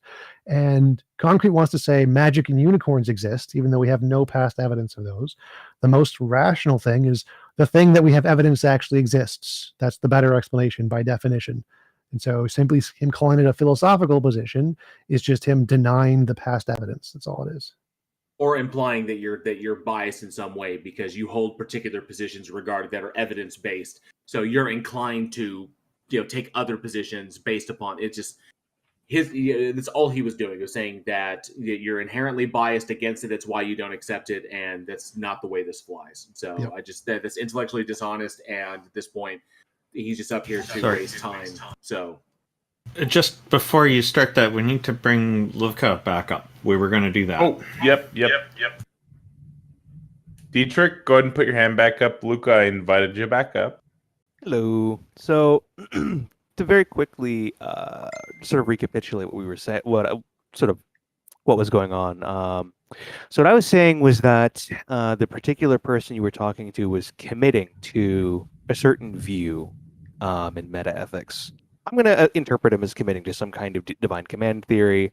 I don't know exactly what kind of underlying theory is there for him, but I'm just going to interpret him as using some kind of teleological account of why God's commands have moral authority for us. So the thing I was saying was basically that it's not really going to be very informative to say that he has intuitions about whether or not he's going to drown babies. And I didn't really hear anything from the Contra side giving an argument as to why, on his view, God drowning babies is going to be wrong. And so I'm just wondering why there wasn't an argument presented against his view, particularly because it sounded like you guys wanted to run an internal critique. So I'm just wondering what the argument would have been there. I literally explained that last time. You're just not paying attention. Does anyone else want to answer? no, I don't want to try and hypothesize what the dude's point is. Holy Relic is not here, so I would rather have him elucidate on his own position to try and suss out what he meant. I just kind of pointless to hypothesize about what was the point without him being here to represent himself. So I will say, just going back to the earlier point, I think it's trivially easy to show that God is more evil than Hitler. Well, so if the metaethical theory in the background particularly bases what's moral and what's not on like the complex relationship between like God's nature and human nature or something like that, well, absent an argument for that, and against that rather, it's not going to be particularly easy at all, I suppose, mainly because there's going to be like relevant asimilarity between Hitler and God, mainly that, for instance, if what makes God's commands obligatory for us is some kind of causal relationship he has with our obligations. Well, let's go into the logistics. So. Let's go in. Let's see. Who do you want to start with first? How many did Hitler kill? Well, but the point is, killing people by itself... Well, I mean, come on! Well, so the idea is just this. Killing people in and of itself, on this view, isn't going to be wrong, because he's not committing to something like utilitarianism or some kind of hedonism or something like that, on which the consequence of killing someone is considered as like a pro tanto reason for abandoning that course of action. It's going to be whether or not it was impermissible to kill that person or something like that. And so while it may be impermissible for Hitler to kill a person or to command the Holocaust or something like that, it won't be impermissible for God to command a very similar sort of thing, particularly because of the moral authority that the advocate of DCT says that God has in virtue of his creation of the world or something like that, that Hitler obviously is going to lack, because Hitler is a human being. It's very similar to, for instance, well, just to elaborate, it's going to be a theological voluntarist is going to usually analogize God with something like a just government. So in just the same way as it is impermissible for either you or I to imprison someone for many, many years, presumably it's not impermissible for our governments to do the very same thing. And so that's going to be the kind of authority that they're particularly talking about, right? That he somehow has an authority to just kill. Well, I did want to go back to numbers because we were just comparing. Mm-hmm. So, we have the millions and millions of that Hitler killed, but God did kill everybody, right? So it does seem like God is pulling ahead in the evil category versus Hitler, at least if we were just look at it population-wise. Why is killing a person intrinsically evil? Well, hey, real fast, it's the only reason. Okay. TJump, can you just read group chat when you get a moment? Sorry, where continue. Is that? In the PNR thing or in the like other thing? Oh, it's a private chat group.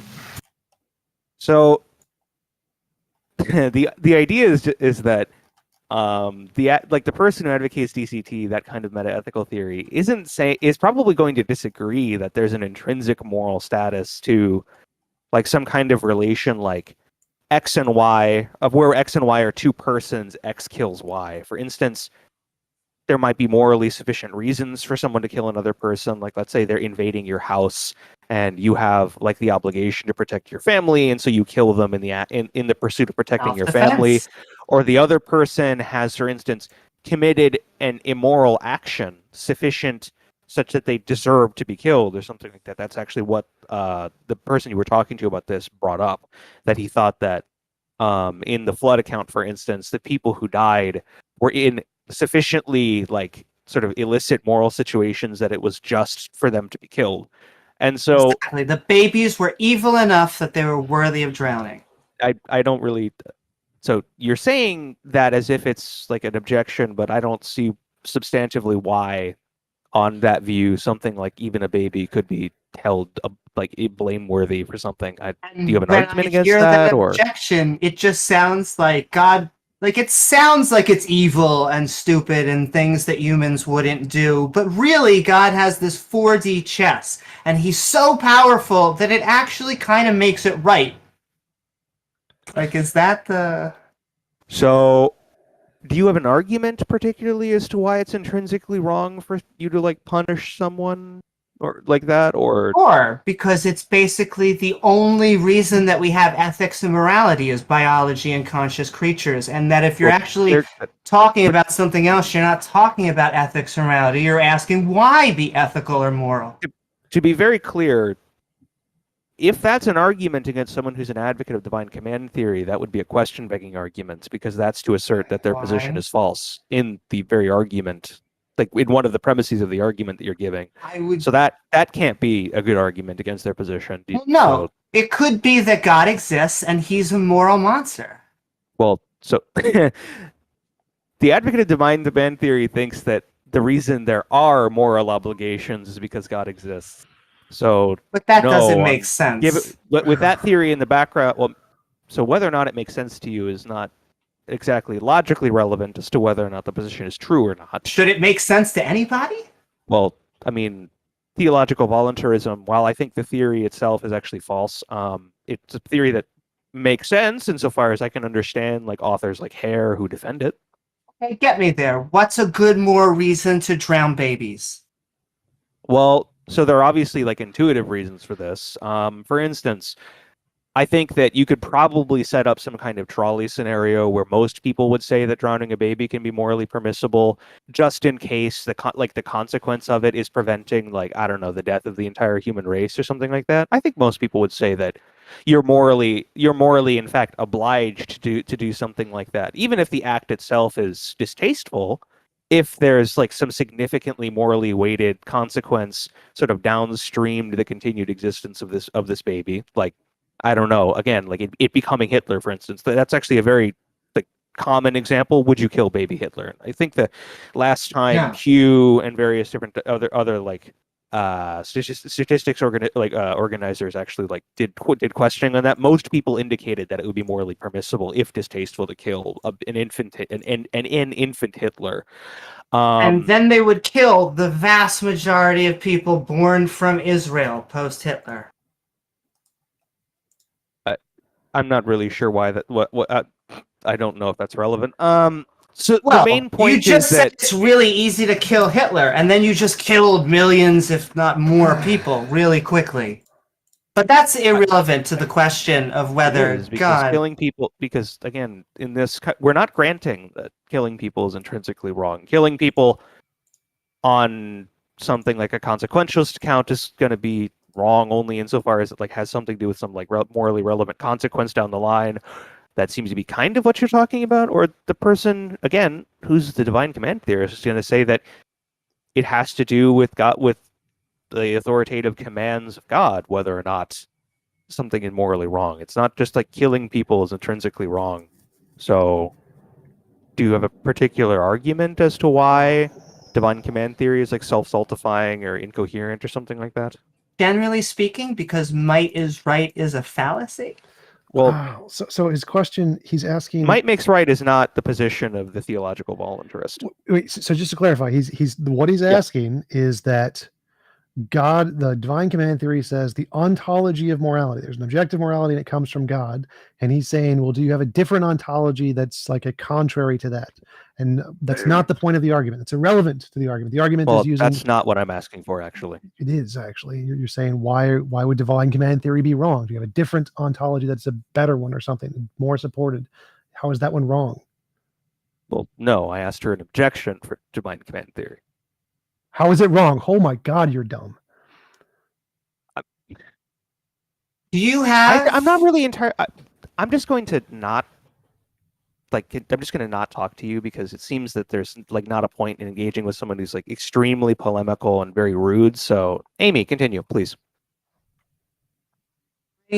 I just think that divine command theory is flawed because it sets up the premise that everything that he does is right, even when it looks horrible and wrong to us and has no explanation. And that, to me, is the same type of things we actually got from SS officers who thought they were doing right and thought they were doing things for a higher order.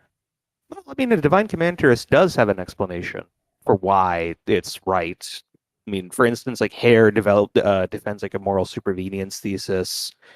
Not to go into the specifics on that, but like basically the idea is that like generally theological voluntarists like divine command theorists are going to say that it's because of God's position of moral authority or something along those lines. It's licit for him to do things that are obviously are illicit for us. And they can explain the intuition because we're analogizing from our experiences, they'll say, or something like that. Like it's in most cases, like in 99% of cases, for instance, killing a baby or something like that is going to be wrong. And so it's obviously going to be intuitive for us, generalizing from those experiences, that it's obviously going to appear wrong to us that God would do such a thing. But the divine command theorists would then say, well, on further explanation, and like presumably some kind of like actual good justification for the theory in the background, the intuition that it's wrong for God should disappear in a sufficiently educated person, or they should at least be able to reject the intuition as sort of faulty. And so the point is, if you're having a conversation forwards that theory, just saying that it's counterintuitive or something like that isn't really an terribly contributory response. And so what I'm advocating is that you should develop something like an argument as to why divine command theory is like either like a not a tenable position, or if you think that there's an argument, for instance, for some other kind of moral theory that's like sort of that falsifies sort of implicitly divine command theory, well, what would it be? Like, why is it wrong, for instance, for God to kill a baby? I think many atheists, agnostics, non-believers, we struggle with seeing God as a moral agent at all. Like they say he's the most, he's super, he goes above and beyond, and he does many, many, many horrible things. And we have a trouble kind of squaring that circle. So why are those, when you say those things are horrible, that you like find those things distasteful, or do you think that you have an argument particularly as to why they would be wrong? See, don't you think that is a politician-like answer? Like every time I'm like, why does God smash babies on stones? You're like, well, why is it so bad to bash babies on stones? Like we have to go to the root of why be ethical, why be moral in general. When we are observing evil events, why should we look at this God who to us is doing super crazy, horrific things and go, wow, we'll just really understand it once we die? Well, so I'm not granting the assertion that they're evil. I mean, so again, full disclosure, I'm an atheist. I don't agree with divine command theory. I don't think there's a God in the first place. Okay. I'm also not a moral realist. I don't think there are such things as good or evil events or actions. So the point is that if you're having a conversation with someone who has a different metaethical position from yours, asserting something that's yielded by your position in either meta or normative ethics isn't really going to be an objection to what they're saying. And I'm asking, like, don't you think it would be better if you developed an argument for the position that you have rather than just sort of asserting the conclusion of it? I think there are good reasons. Well, first of all, just let me say that I think atheists are split, like between objective and subjective morality. I wouldn't fall into that dichotomy. I don't think there is such a thing as moral. There are such things as moral facts at all. I'm not a subjective or objective moral theorist in any way. I think we can develop good naturalistic reasons as to why we should not be bashing babies on rocks and why we should be criminalizing people who do so. That may or may not be the case, but I mean, for instance, do you have like an argument as particularly why it's like intrinsically morally wrong to do something like around a baby? Because I mean, it's going to be needed. Because I think that biology is grounded objectively in biology, and then it is the subjective notion of consciousness. So things that can feel pain. So once again, I'll go back to the Muslim example. I go with cutting off hands. If we cut someone's hand off and they feel no pain and it keeps on growing back, is it a punishment? Is it morally unwrong? Probably not, because we're basically doing something that is not painful and that keeps on growing back. It is the fact that we are making, if someone steals, this is not a big horrific crime, and you are altering their biology, you're torturing their consciousness, you're altering it in a way that we cannot change it back. And so that's a big deal. Why is it wrong to cause someone pain? Once again, what is your definition of something? What is morality? What is ethics? So in general, ethics is going to be a branch of philosophy that has to do with sort of the normative status of certain actions or events, depending on how you're going to use it. So, for instance, one of the statuses we're going to talk about is either permissible or impermissible, and to say that something is wrong is to say that it's impermissible for that thing to either happen or to bring that thing about, depending on how we're talking. And what I'm asking is, particularly, why is it that it's impermissible to cause someone pain? And I would say that's really what we're dealing with. Pain is the root of it all. What? We're dealing with conscious creatures. We are dealing with, the reason that solitary confinement it splits among ethical philosophers is because you are putting someone alone and they are torturing themselves mentally. These are the types of questions that we deal with when it comes with biology and conscious creatures. That is what ethics is. So, sure, we can grant that ethics is presumably is going to be talking about whether it's obviously there presumably needs to be someone it's impermissible for. But the question I have that maybe I didn't hear it is an answer for is, why is it impermissible to cause someone else pain, sort of intrinsically? I'm saying you're asking why be moral. You're asking. I think I'm asking why is it immoral? Because you're torturing them. Why is that immoral? Once again, now you're asking, why is torture immoral? Why is murder immoral? So murder, I'm not asking specifically because at least if you look at the general definitions of murder, it's like unjustified or impermissible killing. So it would be more accurate to say I'm asking why do we think there are any murders? I mean, it seems like we're actually going to need an argument as to why these actions are morally impermissible to say that someone is asking or something like that. Why be moral? Because we don't have a groundwork in the background of this conversation to establish why things are immoral in the first place. Murders happen because we are unperfect animals running around trying our best. And sometimes we have psychopaths that we have to deal with that are biologically dispositioned to do horrible things. They even find joy from torturing people.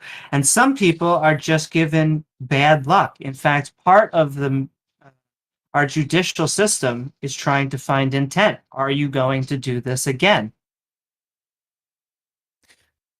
So when you say those things are horrible, are you saying that those things are distasteful, or are you saying they're wrong? Because one of them is a perception that I'd probably share.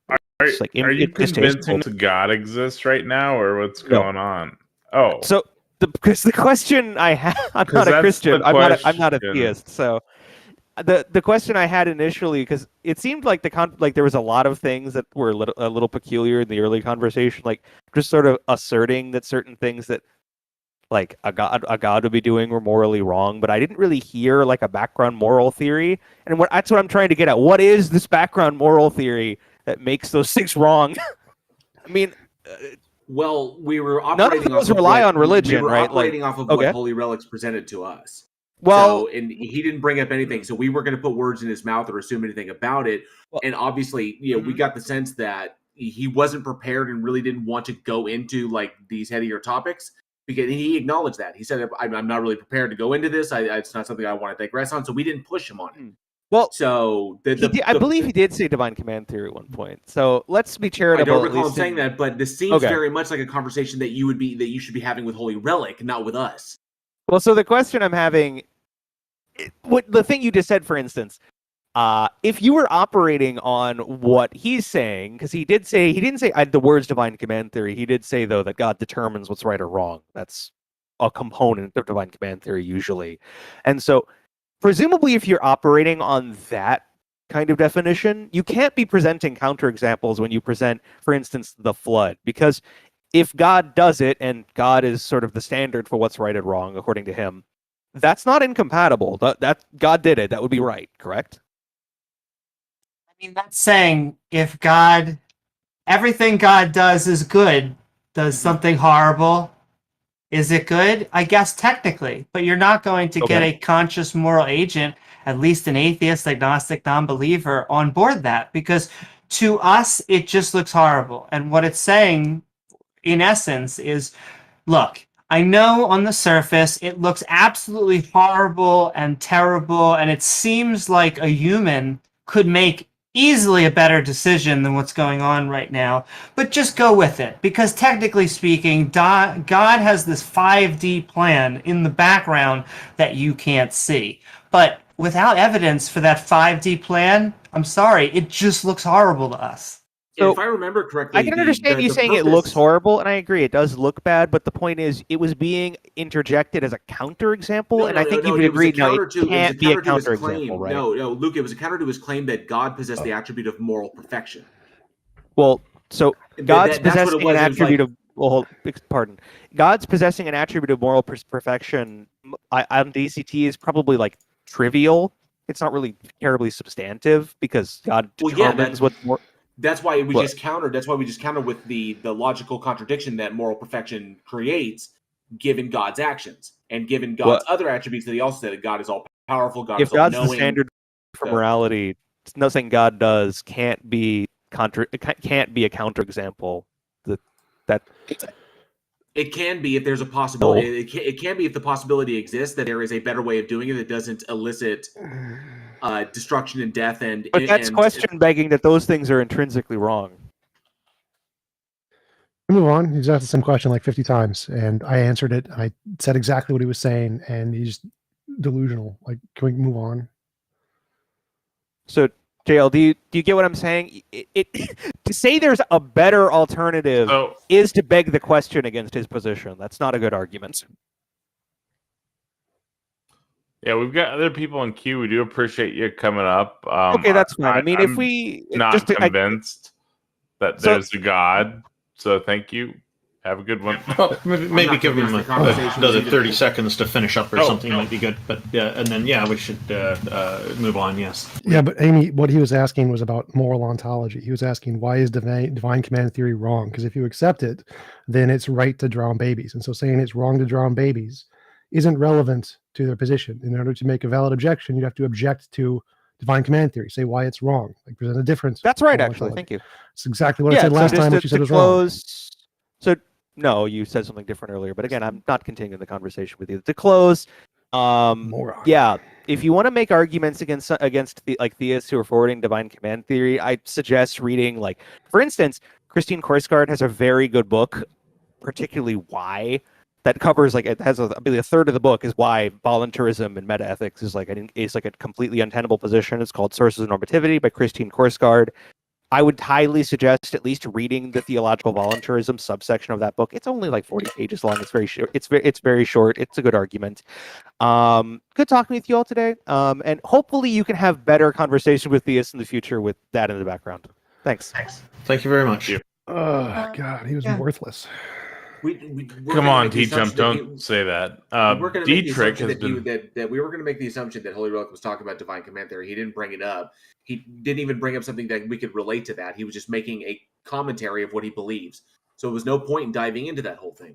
Well, he wasn't making a comment about the previous guy. He was objecting to our counter argument to divine command theory. It didn't matter what anybody else said. So he was specifically saying we were never addressing divine command theory is the problem. Well, any God-based. Relic never brought it up. He never alluded to it, and we didn't address it because he didn't. It wasn't about Relic. It was about Holy Relic. No. He was specifically objecting to our objection to any God-based morality. Divine command theory is one example. So any God-based morality, which says God doing it is fine. So, but let's go on to Dietrich because that was his point.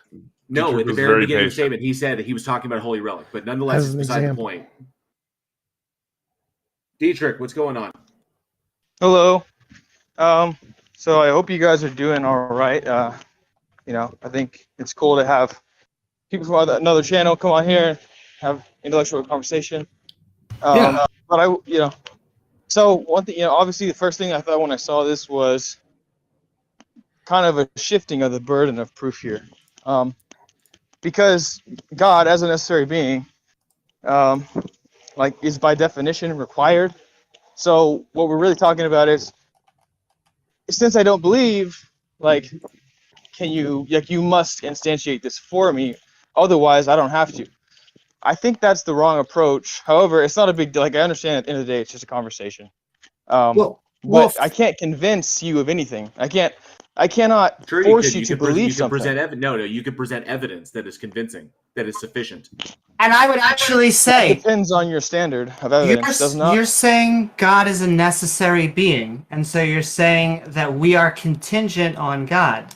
But I would like to know, I think that God is contingent on us. So if humans went away, so with these concepts of God. So how do we know which one of us is right?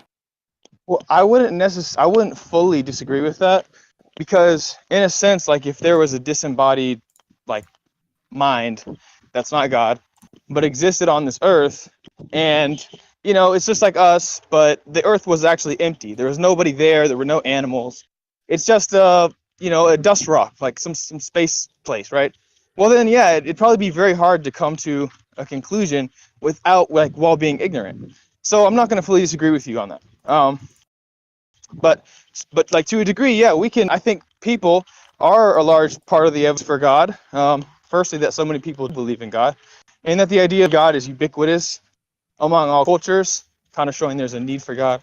But also, again, like with the standard of evidence, you know, I would have to know your standard of evidence to be able to convince you of anything. So in the court of law, you know that there's a standard that shows you can reach, like, a little probability based on even circumstantial evidence. Then, or like, if it's high enough, then you can, like, go ahead and convict somebody. But if it's not, even if it is circumstantial and it could be probable, if it's not, you know, actually, what is it, beyond the reasonable, what is that phrase they use? Reasonable, like, no, I forgot what the term is. But it's, you got to be, like, pretty sure about it, right? So is that the standard you would say you're using? Like, would you say that you're trying to put God on trial, so to speak? Evidence is just that which can differentiate imagination from reality. So any kind of evidence that can show this is not just a figment of your imagination is evidence. Yeah, and I mean, for instance, the Bible is one example of how source of there are historical claims.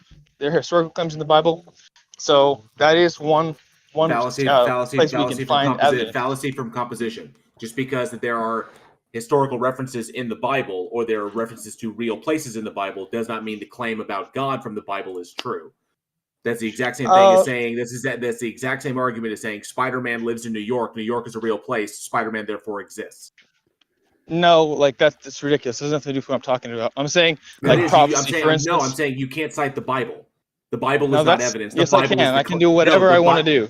Dietrich, the Bible is the claim. No, it's not the claim. God is yes, the claim. It is the claim. Don't say that. No, it's not. Yes, it is.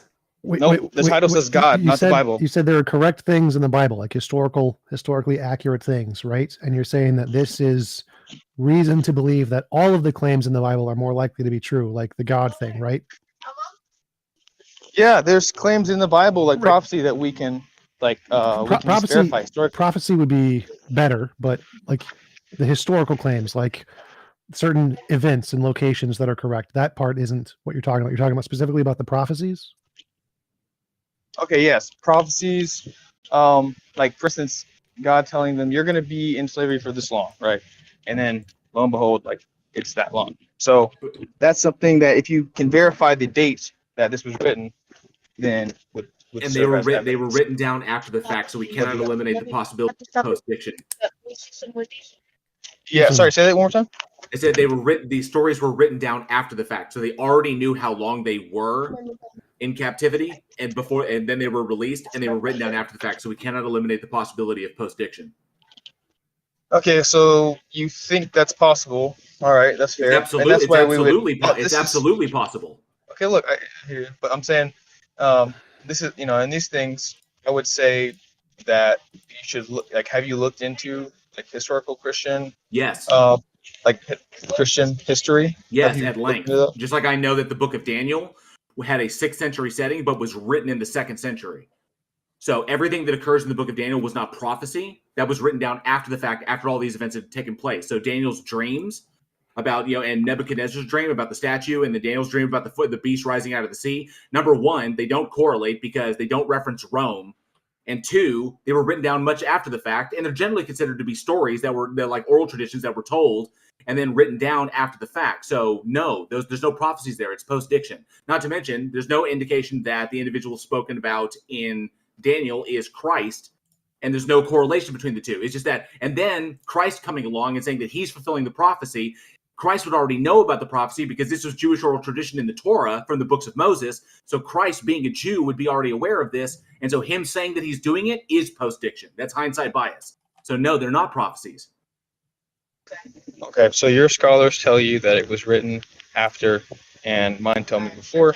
So there's some disputes here. What was written before? No, there's no dispute in this. Can we can name a book? trace the book back to the 2nd century, roughly about, I think it's 265 BC or 265 BCE, before Common Era. Which book do you think was written? The book of Daniel. No, I'm asking him. Which book does he think was written before whenever?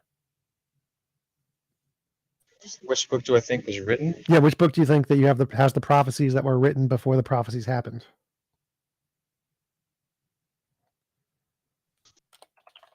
You're talking about the book of Daniel, right? Yeah, I mean, I think all the books in the Bible are like have historical accuracy in them. I don't think any of them are. There is some historical accuracy in some of the stories. They talk about places that actually existed before they fell. They talk about cities that once existed. But just because they reference places that existed in reality, you're talking about people writing a book, and then they're going to talk about the places around them.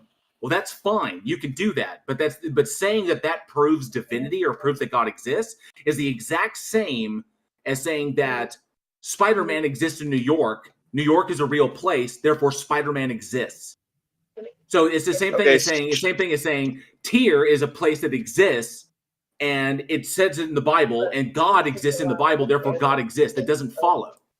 Okay, listen. So if there was one prophecy in the Bible, which, as far as we could conclude based on evidence, came to pass according to its own written admission, would you consider that an evidence for the existence of prophecy? No, I would not.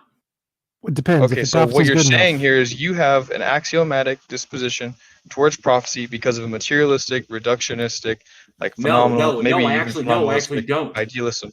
No, I actually don't. It's a matter of the veracity of the claim and the accuracy of the claim, and how I guess how much is within the claim, like how much do they predict? Predicting empires will fall is not a prediction. That's an observation about reality. Okay, but that's not. I didn't say anything about that specifically. I told you if A equals A, does A equal A, and you told me no. So yes, axiomatically, you have a dogma. No, that's not what I said at all.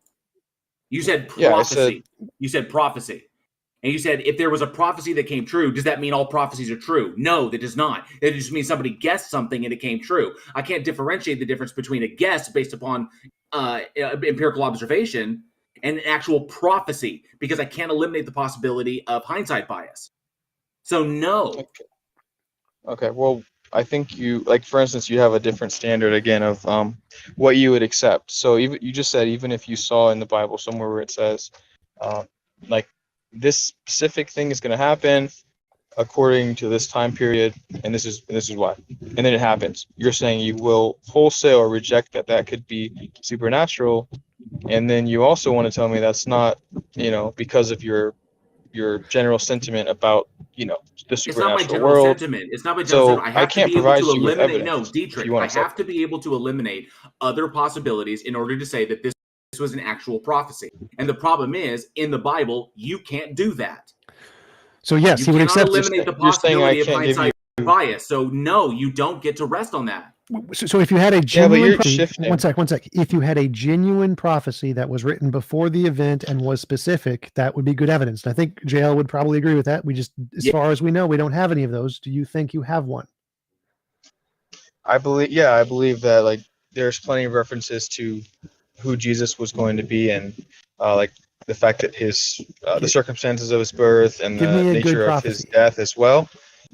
So, for You're instance, actually incorrect about in the this. Psalms, You're incorrect about this because he is Let never him give the referenced by example name, first. and he's never referenced by name anywhere other than the Gospels. Let him give the example first. What do you think is a really good prophecy? Give me any verse. okay. So, for instance, Isaiah 53 kind of gives an explanation of who Jesus is generally agreed to be in the Bible, and this was written far beforehand. So, as far as I can tell, it makes sense that that was adequately predicting who Jesus would be as professed by the disciples. Where? Which That's part? Give something me a that's sentence. fairly important to me. Okay, so Isaiah 53, it mentions that he was bruised for our iniquities, and that he was the propitiation for our sins. These are the things that Jesus Christ himself professed, and who was also, there was a testimony given that he was, in fact, like the representation of all these things. So, like, I tell that to Jews and stuff because I do think it's a good place where we can see, even in the Old Testament, outside of the New Testament, where So there it is says a something guy was indicating bruised. what Says a the guy was person like bruised. Jesus is accredited as. So, so T-Jump, Isaiah 53 is, but he was pierced for our transgressions, he was crushed for our iniquities. The punishment that brought us peace was on him, and by his wounds we are healed. And there's no indication The whole that this is that's Isaiah 53. Or that's Isaiah 53. Yeah, there's nothing about sins there. You lied, Dietrich. There's You nothing said about something sin. about sins. There's nothing about sins in that. Hang on a sec. There's nothing about sins in that. There's nothing about Christ in that. It doesn't give an allusion to any particular person. And if someone came along, because this was in the Torah, Jesus would have been aware of this. And then if Jesus deliberately, having this knowledge, attempted to bring this about, then that's not prophecy. Yeah, it says, because of our sins he was wounded, beaten up because of the evil that we did. We are healed by the punishment he suffered, made whole by the blows he received. So if you want to be reductionistic and like tear this apart, that's up to you. If I read a prophecy that was written 1,000 years ago, and I read this prophecy, it's like, wow, this is amazing, and I believe this, and then I deliberately take steps to bring that prophecy about. It eliminates it as prophecy because I have foreknowledge. I'm affecting conclusions with my prior knowledge. Which and therefore it is no longer prophecy. I'm lost. Which parts in that phrase does it prophesy that there are bruises and a guy got stabbed in his hands? Were those the only two things that were actual prophecies in there? Because I'm doesn't even say his hands. Just says no, he was it's the pierced whole for our it's the whole thing. But it which says sentence is the in prophecy? Isaiah 53, 5, verse 5. Well, no, like this What is is the describing the Messiah. This is what's generally agreed upon. Even today, Jews will teach you that this is what this is referring to. Dietrich, a You know that? prophecy. You need to predict something about the future that's specific. What is the specific thing that this is predicting about the future that we can verify? The Messiah. So that's not just our opinion as Christians. It's also what the Jews believe. No, I don't like what sentences in here are things that we can verify happened in the future that don't apply to literally tens of thousands or millions of people, that we can specifically say this is a prophecy. What because the only things I see here are a guy was bruised and stabbed, and that was about it. I don't see anything else that we can verify here, and that applies to literally hundreds of millions of people. What is the prophecy? Well, I think you have it does require like trying to view it in a holistic way. Yeah, and say this sounds like the person of Christ. It's like to me it's a natural inference, but to you, you're saying you're not proving anything here. No, and again, this is why I pushed you in the beginning. I'm not saying that. I'm saying I don't even understand what you're saying. I can't read in these sentences anything that I can look for in the future and say, yep, there's one that identifies this prediction. There's no prediction there. Like scientists make a prediction. The comet will come around every 553 years. Wait 553 years. There's the comet. That's a good prediction. What is the prediction made in any of this? Oh, okay. So, like for instance, it says right here, the Lord says, "It was my will that he should suffer. His death was a sacrifice to bring forgiveness, And so he will see his descendants, he will live a long life, and through him my purpose will succeed. After a life of suffering, he will again have joy. He will know that he did not suffer in vain. And it goes on. Okay, So so this it is seems a that's specific prophecy where so, the wait, Lord is speaking. So it seems like the events that were prophesied there was that someone will suffer and die and be reborn. Those were the three events essentially. And also what they did. So as They we don't know say anything from specific as to what they did to him. There's no mention yeah, of the what do you crown mean? of thorns. There's no mention of the crucifixion. Okay. Well, again, There's what no you're mention doing of the is flogging you that have took place you before have a that. So skeptical mindset. You have a skeptical mindset. No, So this you're is saying no, it's not. you It's not haven't about having a described it skeptical exactly. mindset. It's about what can we derive? What conclusion can we derive from what we are presented? And you are making leaps here. And besides the fact that the Jews don't even think that Christ was the Messiah, so no, that's a different question. They think Dietrich, that the Messiah was Israel. one sec. So it's the same. It's the same difference. Remember when we were talking earlier? You said if you gave us an example of a prophecy that said something very specific happens. Specific is the important word here. Specific means it applies to a very small number of cases. So far, based off of the words that you've read, it applies to pretty much anyone who's ever worshipped a god ever and suffered and died. That's about. I don't see like what is specific about this. Okay, so first you were saying, well, it's not a real prophecy. Then I, Yes, just it's now not specific. read where it specifically says that this is what the Lord is saying and what He will do, which is by definition a prophecy. And now then I made an inference, right? And I empathize that you don't want to read that into the text because you think presuppositionally that it can't be in there. So I want you're the seeing text it to that say way. it. I But want the text to say it. You can't So- say that it's impossible either. Dietrich, You can't say that at least. Dietrich, for something to be a prophecy, it has to be specific. If it's not specific, it's not a prophecy. Anything that's ambiguous can apply to millions of different things. Like if I say somebody named Bob in the future will knock on my door, that's not a prophecy. That's just a guess because it could happen at any point in time. For it to be a legitimate prophecy, it has to be specific. If it's not specific, it's not a legitimate prophecy.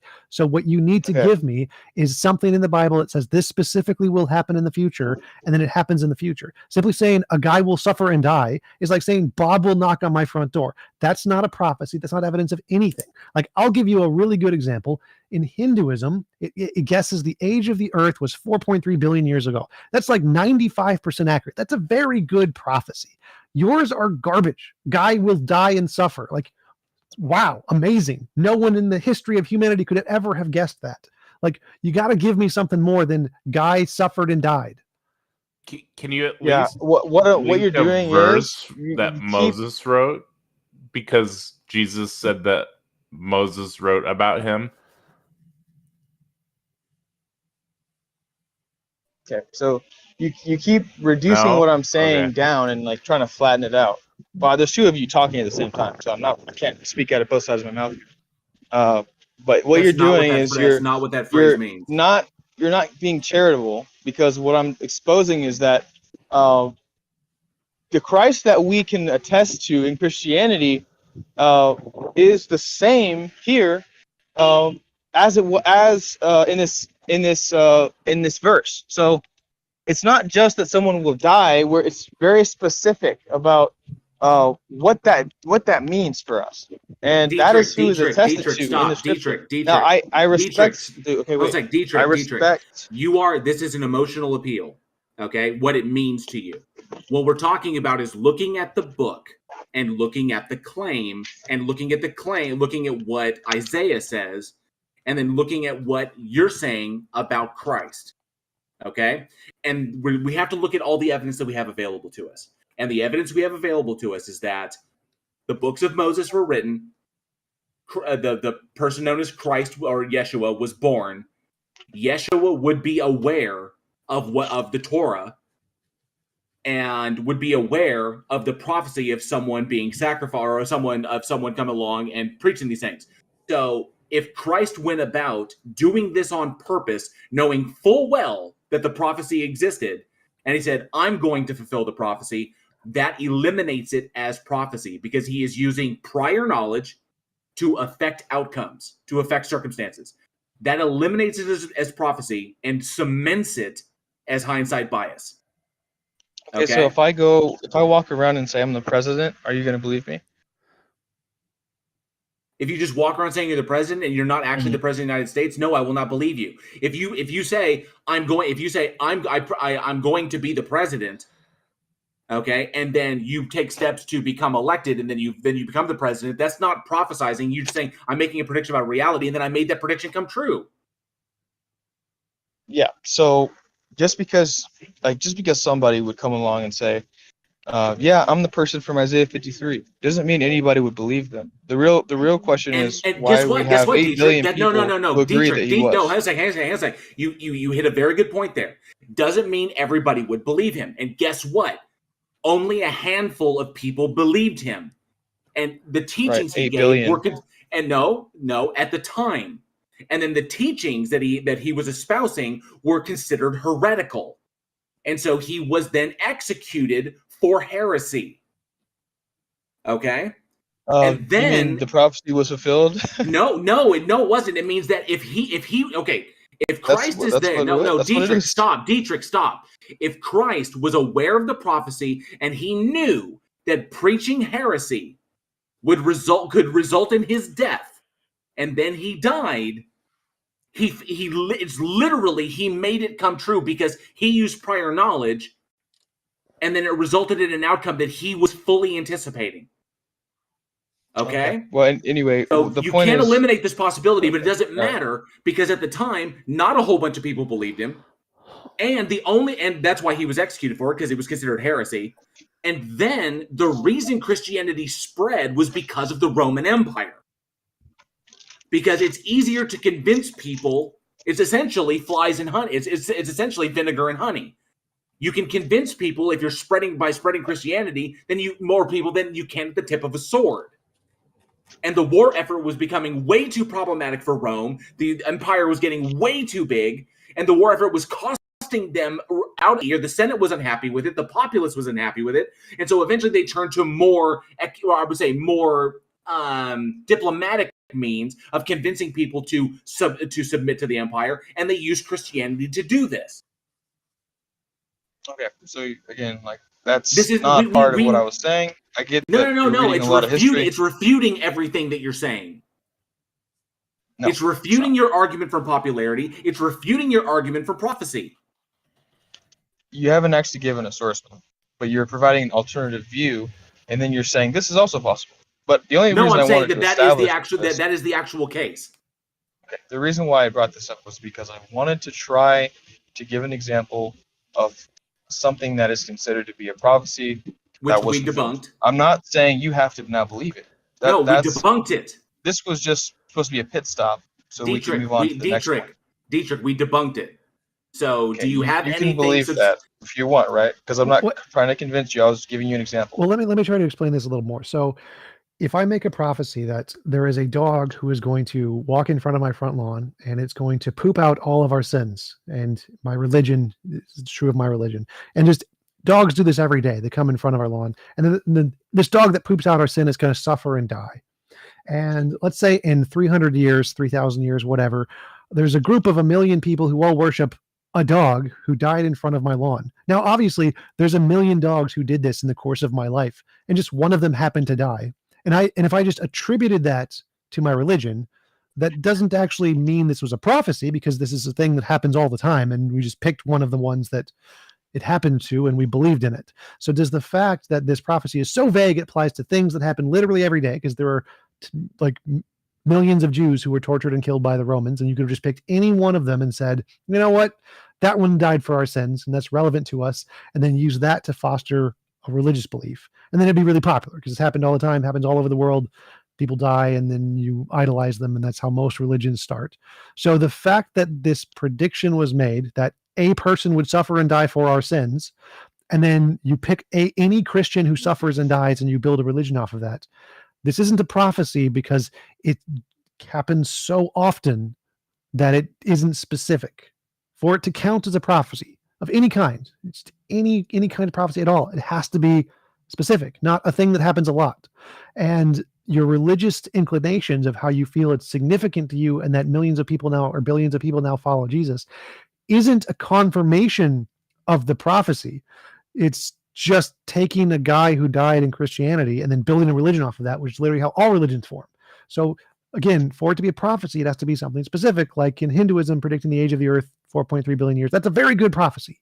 Yours is a guy will suffer and die and lots of people will follow him in the future. That's all you predicted. That every religion fits that criterion. Okay. So I understand what you're saying, and in that it's not, for instance, giving you equals MC squared, right? Or something like highly specific, telling you there will be a man named Einstein and he will give you equals MC squared. Yeah, that would have been a Like great that's prediction. very specific, Great right? prediction. That's extremely specific. Hard to say it's not exact, like literally just true. Right. But there are other examples. I just wanted to bring that up as a testimony to the person of Christ. That was the real reason I brought that one out first. And then, the other one that I hear is that there was a time in which the Romans were trying to go against, I think it was Italy, and Italy actually retreated to a small island outside of Italy, like a peninsula. And so it was predicted in the Bible that this place would be completely destroyed. And it was also stated that the city would be torn down completely, and that the stones would be thrown into the ocean. And in fact, the way that they were finally defeated after moving onto this island was that they took the large stones from these buildings, and then they threw them into the water to make a land bridge, and then they finished them off there.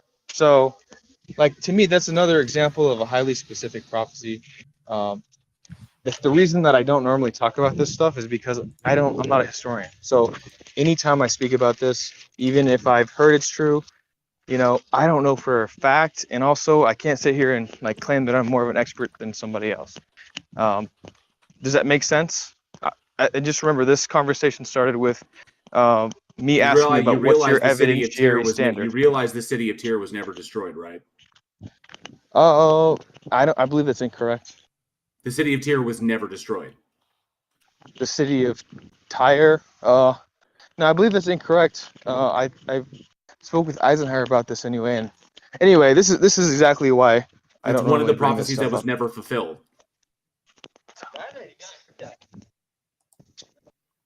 Hey, okay, so yeah, I know I've heard like Luca make that claim, and then when we looked it up, I'm pretty sure I found the evidence, but right now I don't have the sources, so I'm happy to move on from that point. But the reason I brought this up was because we were talking about evidence, and then TJump said there is no evidence. So I wanted to firstly start off by saying that we can look to the Bible and try to make confirmations of the claims that are there to try to meet that standard. And then I wanted to ask about other forms of evidence. What other forms of evidence do you think would be convincing for any of you? That's problematic. Oh, go ahead, TJ. I'm sorry. Other than novel Tesla predictions, pretty much nothing, because you kind of need those. Okay, so like essentially you're doing a wholesale rejection of any form of personal revelation. Can you share with us your personal experience? Well, no, because if it wouldn't convince you to have literally like 10,000 angels swarm you and take you up to heaven, then there's absolutely no reason for me to tell you my experience. Well, I don't reject personal experience. Science rejects personal experience because we know it fails. It gets things wrong so often that we know it's not a reliable source of data. So that was something we used to use like hundreds of years ago. Personal experience was something we did take seriously. And then over the course of developing science, we realized, oh, this is actually a really bad way to do anything. So we don't use it anymore. So personal experience is not a reliable way to differentiate imagination from reality. If you presented any way that could do that in anything, in any method, there does not that forever, never works for that. That's why we don't use it. Okay, that's why I'm asking you. That's why eyewitness testimony is considered the weakest form of evidence in court of law. I wouldn't say it's okay. Well, whatever. I don't care about that. But it's complete. I'm asking you. It's relevant to the point, Dietrich.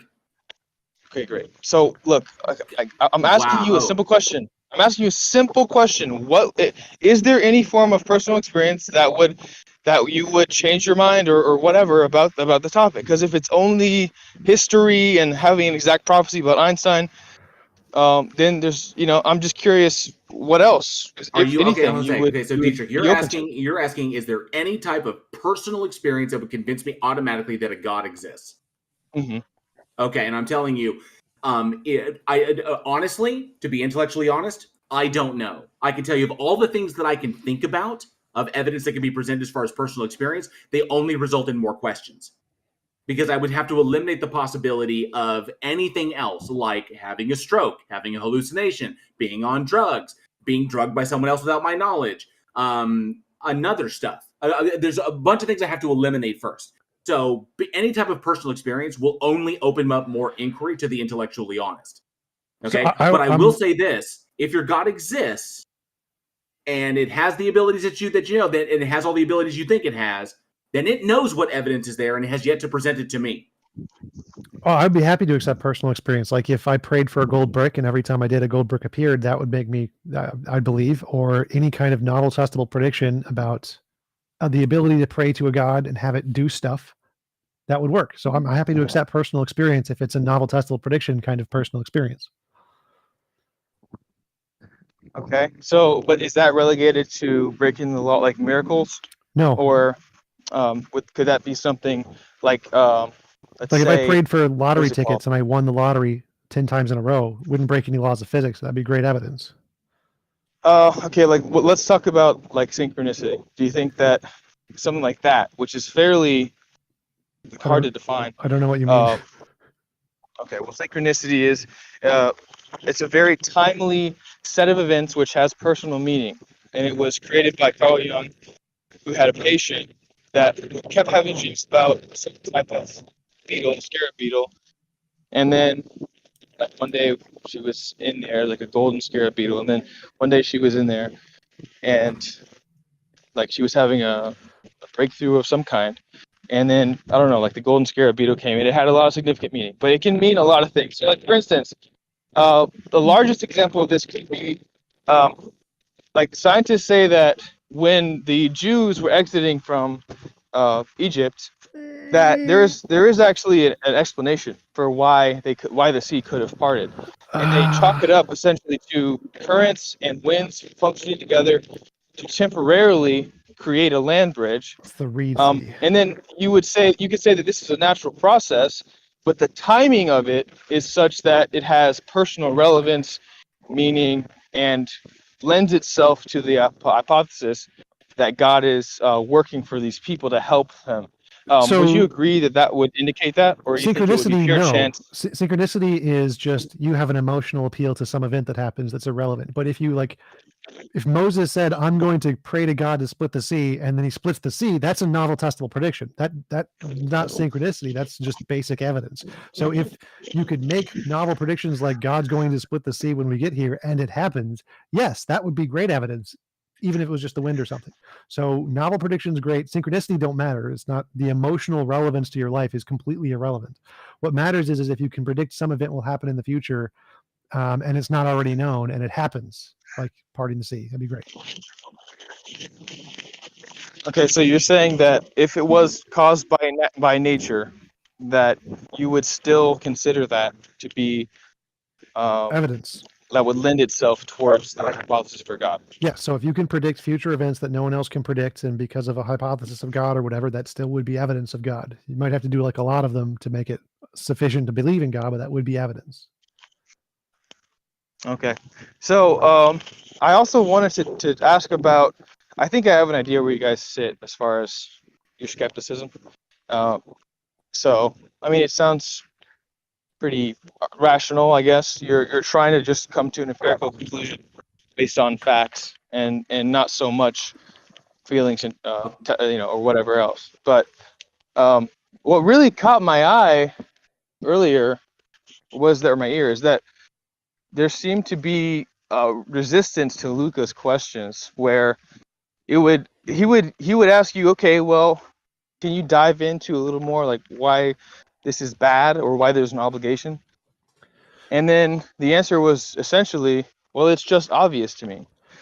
But if I were to tell you that it's just obvious to me that God exists, what would you say? Well, you're sort of right here. So I think Amy was missing the point of what Luca was asking, and when I answered it, he was just delusional. But yeah, Luca was asking, why is divine command theory wrong? Because if divine command theory is right, then God is right to drown babies. Totally fine for him to drown babies. And the argument we're making has nothing to do with arguing some kind of moral ontology that divine command theory is wrong. We're using cognitive dissonance to be like, you think drowning babies is wrong. You feel it in your heart. And so it creates a cognitive dissonance to think that God did that. We're not arguing divine command theory is wrong with some kind of moral ontology. We're saying intuitionally, we understand drowning babies is wrong. God drowned babies to create cognitive dissonance. So, and that's what I told him, but he wasn't listening. And so we just kept asking the same question over and over again. And Amy was presenting why it's has cognitive dissonance to think that drowning babies is a good thing. And we never really addressed the point. Like, I'm a moral realist, so I can present an argument against divine command theory, but that's not usually the reason atheists bring up the drowning babies. It's mostly our appeal to reductio ad absurdum, to create cognitive dissonance between the beliefs of the individual. It's not about a moral theory against divine command theory. Okay, so when you say you're a moral realist, that means you think morals are. Does that mean that you think you can derive morals from function? Moral realist just means they believe in objective morality, that moral statements are true objectively, independent of opinion. Objectively, but what does objectively mean? It means different things to different people. Objective means it's true independent of opinion or intuition or mind. It's like a fact of reality. Okay, according to what operation? Or operation? Operation. I have no idea what you mean by operation. Like, there are different kinds of moral realists. It's a good board game. It's like, yeah, operation. Like Platonic moral realism thinks it's a Platonic object. Something is like God's nature. Something it's a law of, like a thing in physics. Moral naturalism. Like, there's lots of different versions of moral realism. Yeah, so I'm asking you specifically. Yeah, I think it's a thing in physics. I think it's morality is a combination of physics stuff. So, are you a proponent of natural law then? What? I think, like, you mean physics? Yes. No, I'm asking you about natural law. Do you believe that, like laws of physics, natural laws of physics? Okay, well, you may be reading into that more than other people would who also believe in physics, right? So I'm asking you, how are you defining right and wrong from, let's say, man's natural ability to be autonomous or free thinking? And then, how do you derive that is a good thing or like that's something that's natural per se? Well, so we're looking at the evidence of morality, which is moral intuition and moral progress, and we try to plot out the data points on a graph and see if there's a pattern and describe the pattern with a principle, and then infer from the principle what, like, the extremes are. That's the same thing we do with anything. Well, okay, so you're saying that you simply go by cultural or like the human's natural instincts, and from that you determine what's right or wrong. No, we go with moral intuition and moral progress. So moral progress is not about human instincts. It's about how things change over time. And that's all everyone has. There's nothing else. There is no other, and philosophical dilemmas and moral dilemmas. But other than that, that's all there is. Every single model uses that. There is nothing else to go off of. The Bible just asserts God as the grounds of these things. But all models say there are these things, and they try to explain why there are these things. Okay, so like are you going to say that progress is going to be defined by utility? No, progress. This is just a pattern in the change. Progress is a label for a pattern in the change that we see. Can you give an example? Yeah, so it's like women's rights, LGBT rights, gay rights, trans rights, ending slavery, women's rights, voter rights, workers' rights.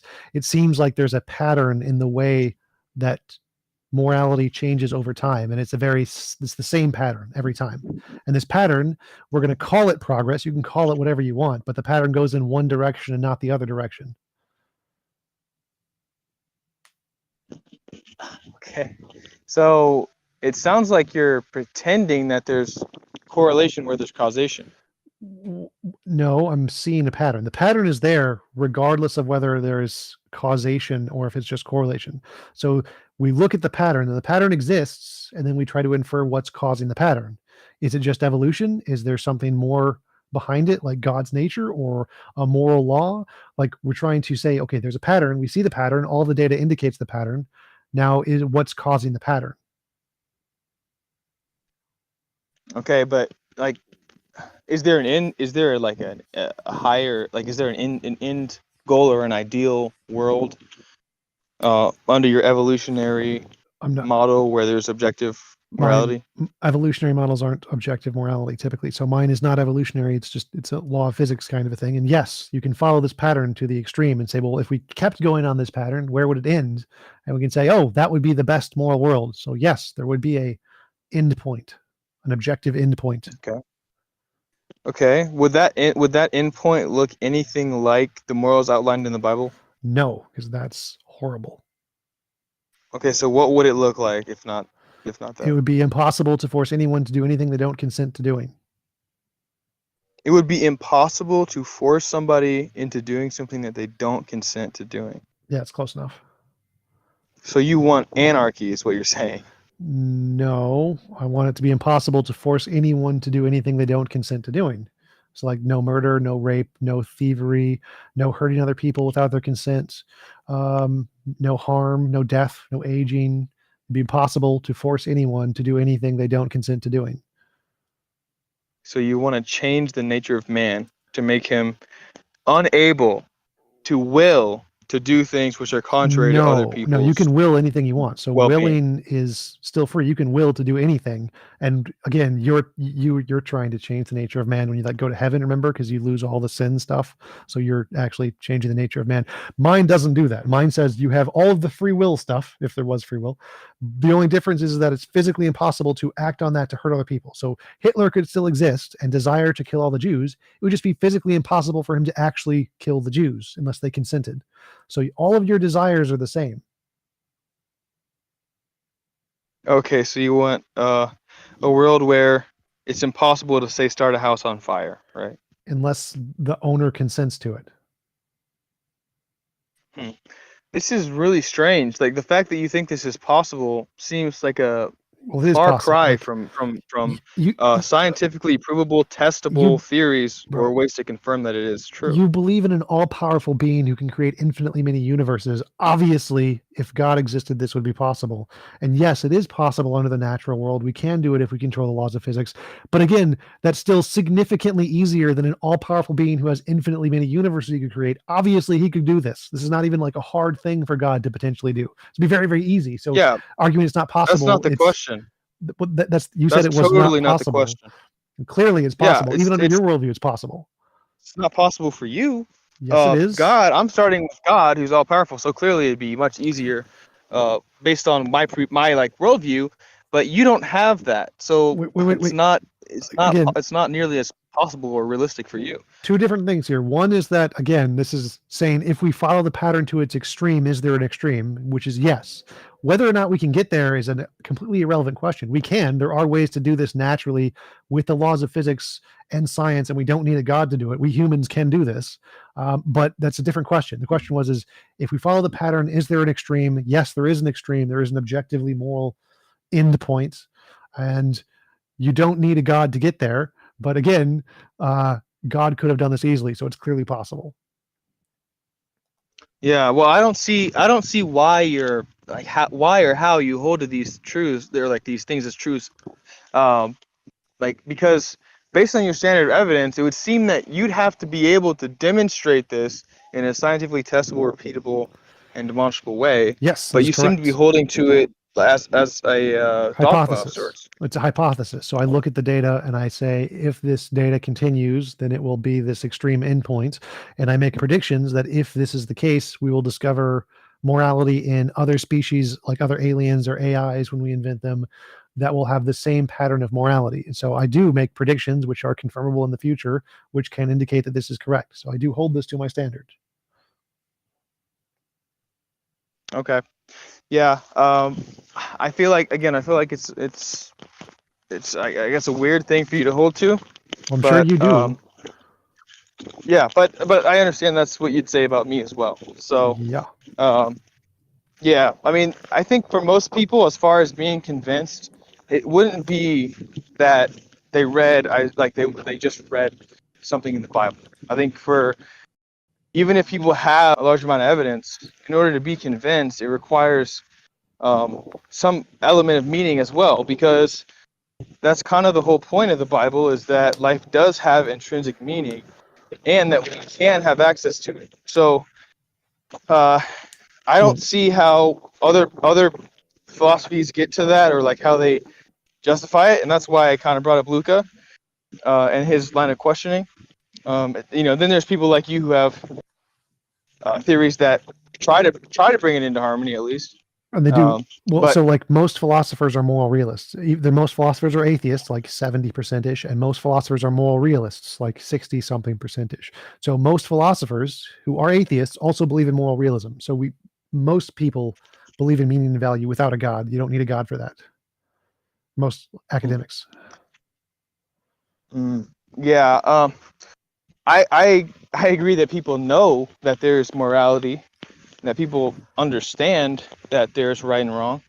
But Luca, for instance, who doesn't believe in any of those things, according to evolution or according to a world which just exists, I don't see how you can ever challenge him on that. I don't see how you can ever go, yeah, that's demonstrably, objectively false. Whereas the theist always has the designer to or ascribe a function or obligation to whatever is created. Your designer So- isn't demonstrable, so you couldn't demonstrably show him false. Whereas I'm making novel predictions which are confirmable in the future, and if mine are confirmable in the future, we could actually show this, because I think it's like a law of physics that we can actually measure in the future. In which point we can yeah, you're objectively wrong because here's the literal thing. Well, it would be circular, right? Because you would just have a definition. Like for instance, pragmatists, they say truth is just whatever's useful. So that's useful, therefore it's true. Like we predicted that this would be useful, and it was. Therefore, our theory is demonstrable. Well, no, I'm saying I think so- morality is caused by a law of physics. We will literally be able to discover the law of physics just like every other law of physics, so we can literally measure it. It's not what's measure. circular. Did you say the law of physics? Yeah, I think there's a moral law, like there is a gravitational law and electromagnetic laws. I think that the moral law is like a law of physics, like every other law in physics. It's not the same as they're all different laws, but it is a law. And I'm assuming you probably think it'd be something like E equals MC squared, right? Like it wouldn't be terribly complex, would it? I have no idea about the complexity. E equals MC squared is actually really complex, but the representation through math is, I think, just our current level of physics. I don't think necessarily all physics will always be representation through math. Okay, well, I'm referring to, let's say, if it was expressed through the logic of math, you think that you probably would say it'd be probably pretty concise, right? No. No? Okay. I mean, well, if you look at the derivations of E equals MC squared, it is not concise. It is extremely complicated.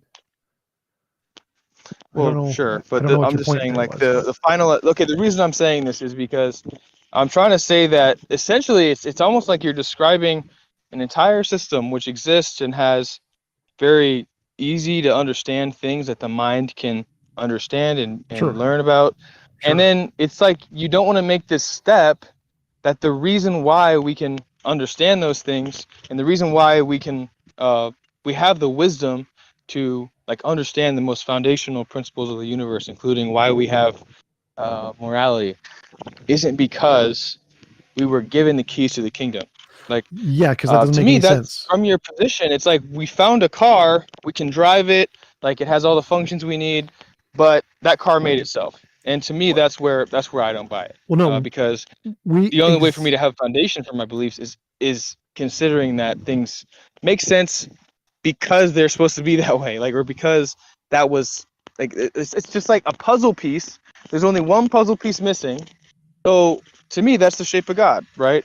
But that doesn't make any sense. And like we're in the universe. Our brains are a product of the universe. So our brains being able to understand the universe is because they're literally a part of it. So like our brains couldn't evolve the ability to imagine a round square, because it's literally not possible for anything in the universe to do that, and our brains are a thing in the universe, and so obviously our brains representations are going to in some way represent the universe. That's why it's intelligible. That's why we can function in it. That's why we understand things, because our brains are literally one of the things inside of the universe. So obviously it's going to operate in an intelligible way of the universe because it is a part of the universe. You don't need a God for any of that. Yeah, I don't. That's where of course we disagree. Everything's laid out. Like, you even think we can understand the deepest secrets of the universe. But then you say, well, that's just because we happen to be made out of dirt. And to me, that seems like an inference that could be true, but isn't necessarily true. Why would you So, think it requires a God to do any of those things? well, so like, we see that, like, you would agree even that there are functions in the world that truly exist, like men and women procreate, that's male and female. And Sure. do you agree with, like, abortion, or do you agree with Well, I'm pro-choice, but yeah, what homosexuality? Yes, I agree with homosexuality. But what is, like, how does this lead to we need God for these things to understand these things? Okay. So yeah. So for instance, with homosexuality, I think maybe this is where we would be different, because you would claim that you have some sort of objective reality, but then when you see that males and females are supposed to reproduce, you wouldn't go on to the next step and say that's how it's supposed to be. Right. You would say, well, we're able to do whatever we want. Yes. So, yeah, that's where it would seem like you don't have like any sort of absolute grounding, as you claim you do, for your morality. Wait. So that's a different question. First of all, moral laws aren't all laws, and so some laws could be different or cause different things than the moral laws. There's no contradiction there. Like, clearly, I'm not saying the moral law governs everything and is a force that controls all other forces, because then, yeah, immorality would be impossible. But my question to you was, why do you think you need a God for intelligibility or morality or any of those things? Because that doesn't make any sense. It's not that I need God to perceive that something is necessarily, like, not the way things are supposed to be. It's just that, like, in order to justify the reason that I do see them that way, and that's how it actually is, that would mean that the purpose or the meaning that I'm seeing there would have to exist in reality. Like, that meaning or that reality that I'm observing has to be at least analogical to something that is real. Otherwise, it's just a construct, and there's no way for me to ultimately know or have a good reason for believing that meaning that I'm perceiving is relevant or true. Well, so my worldview is that there is literally a law of physics that is like morality, and it literally interacts with our brains just like light and gravity do. And our brains then construct a model of the world based off of those things, which gives us knowledge of the way the world is. So it seems like I can do all of those things. I don't need a God. So I'm not sure why you think God is required for any of that. Okay, you're asserting this to be true. For what reason? In my worldview, we have brains and laws of physics, and the laws of physics interact with our brains via mediums like light and particles and stuff. That's not a justification for why you think that you perceive is true.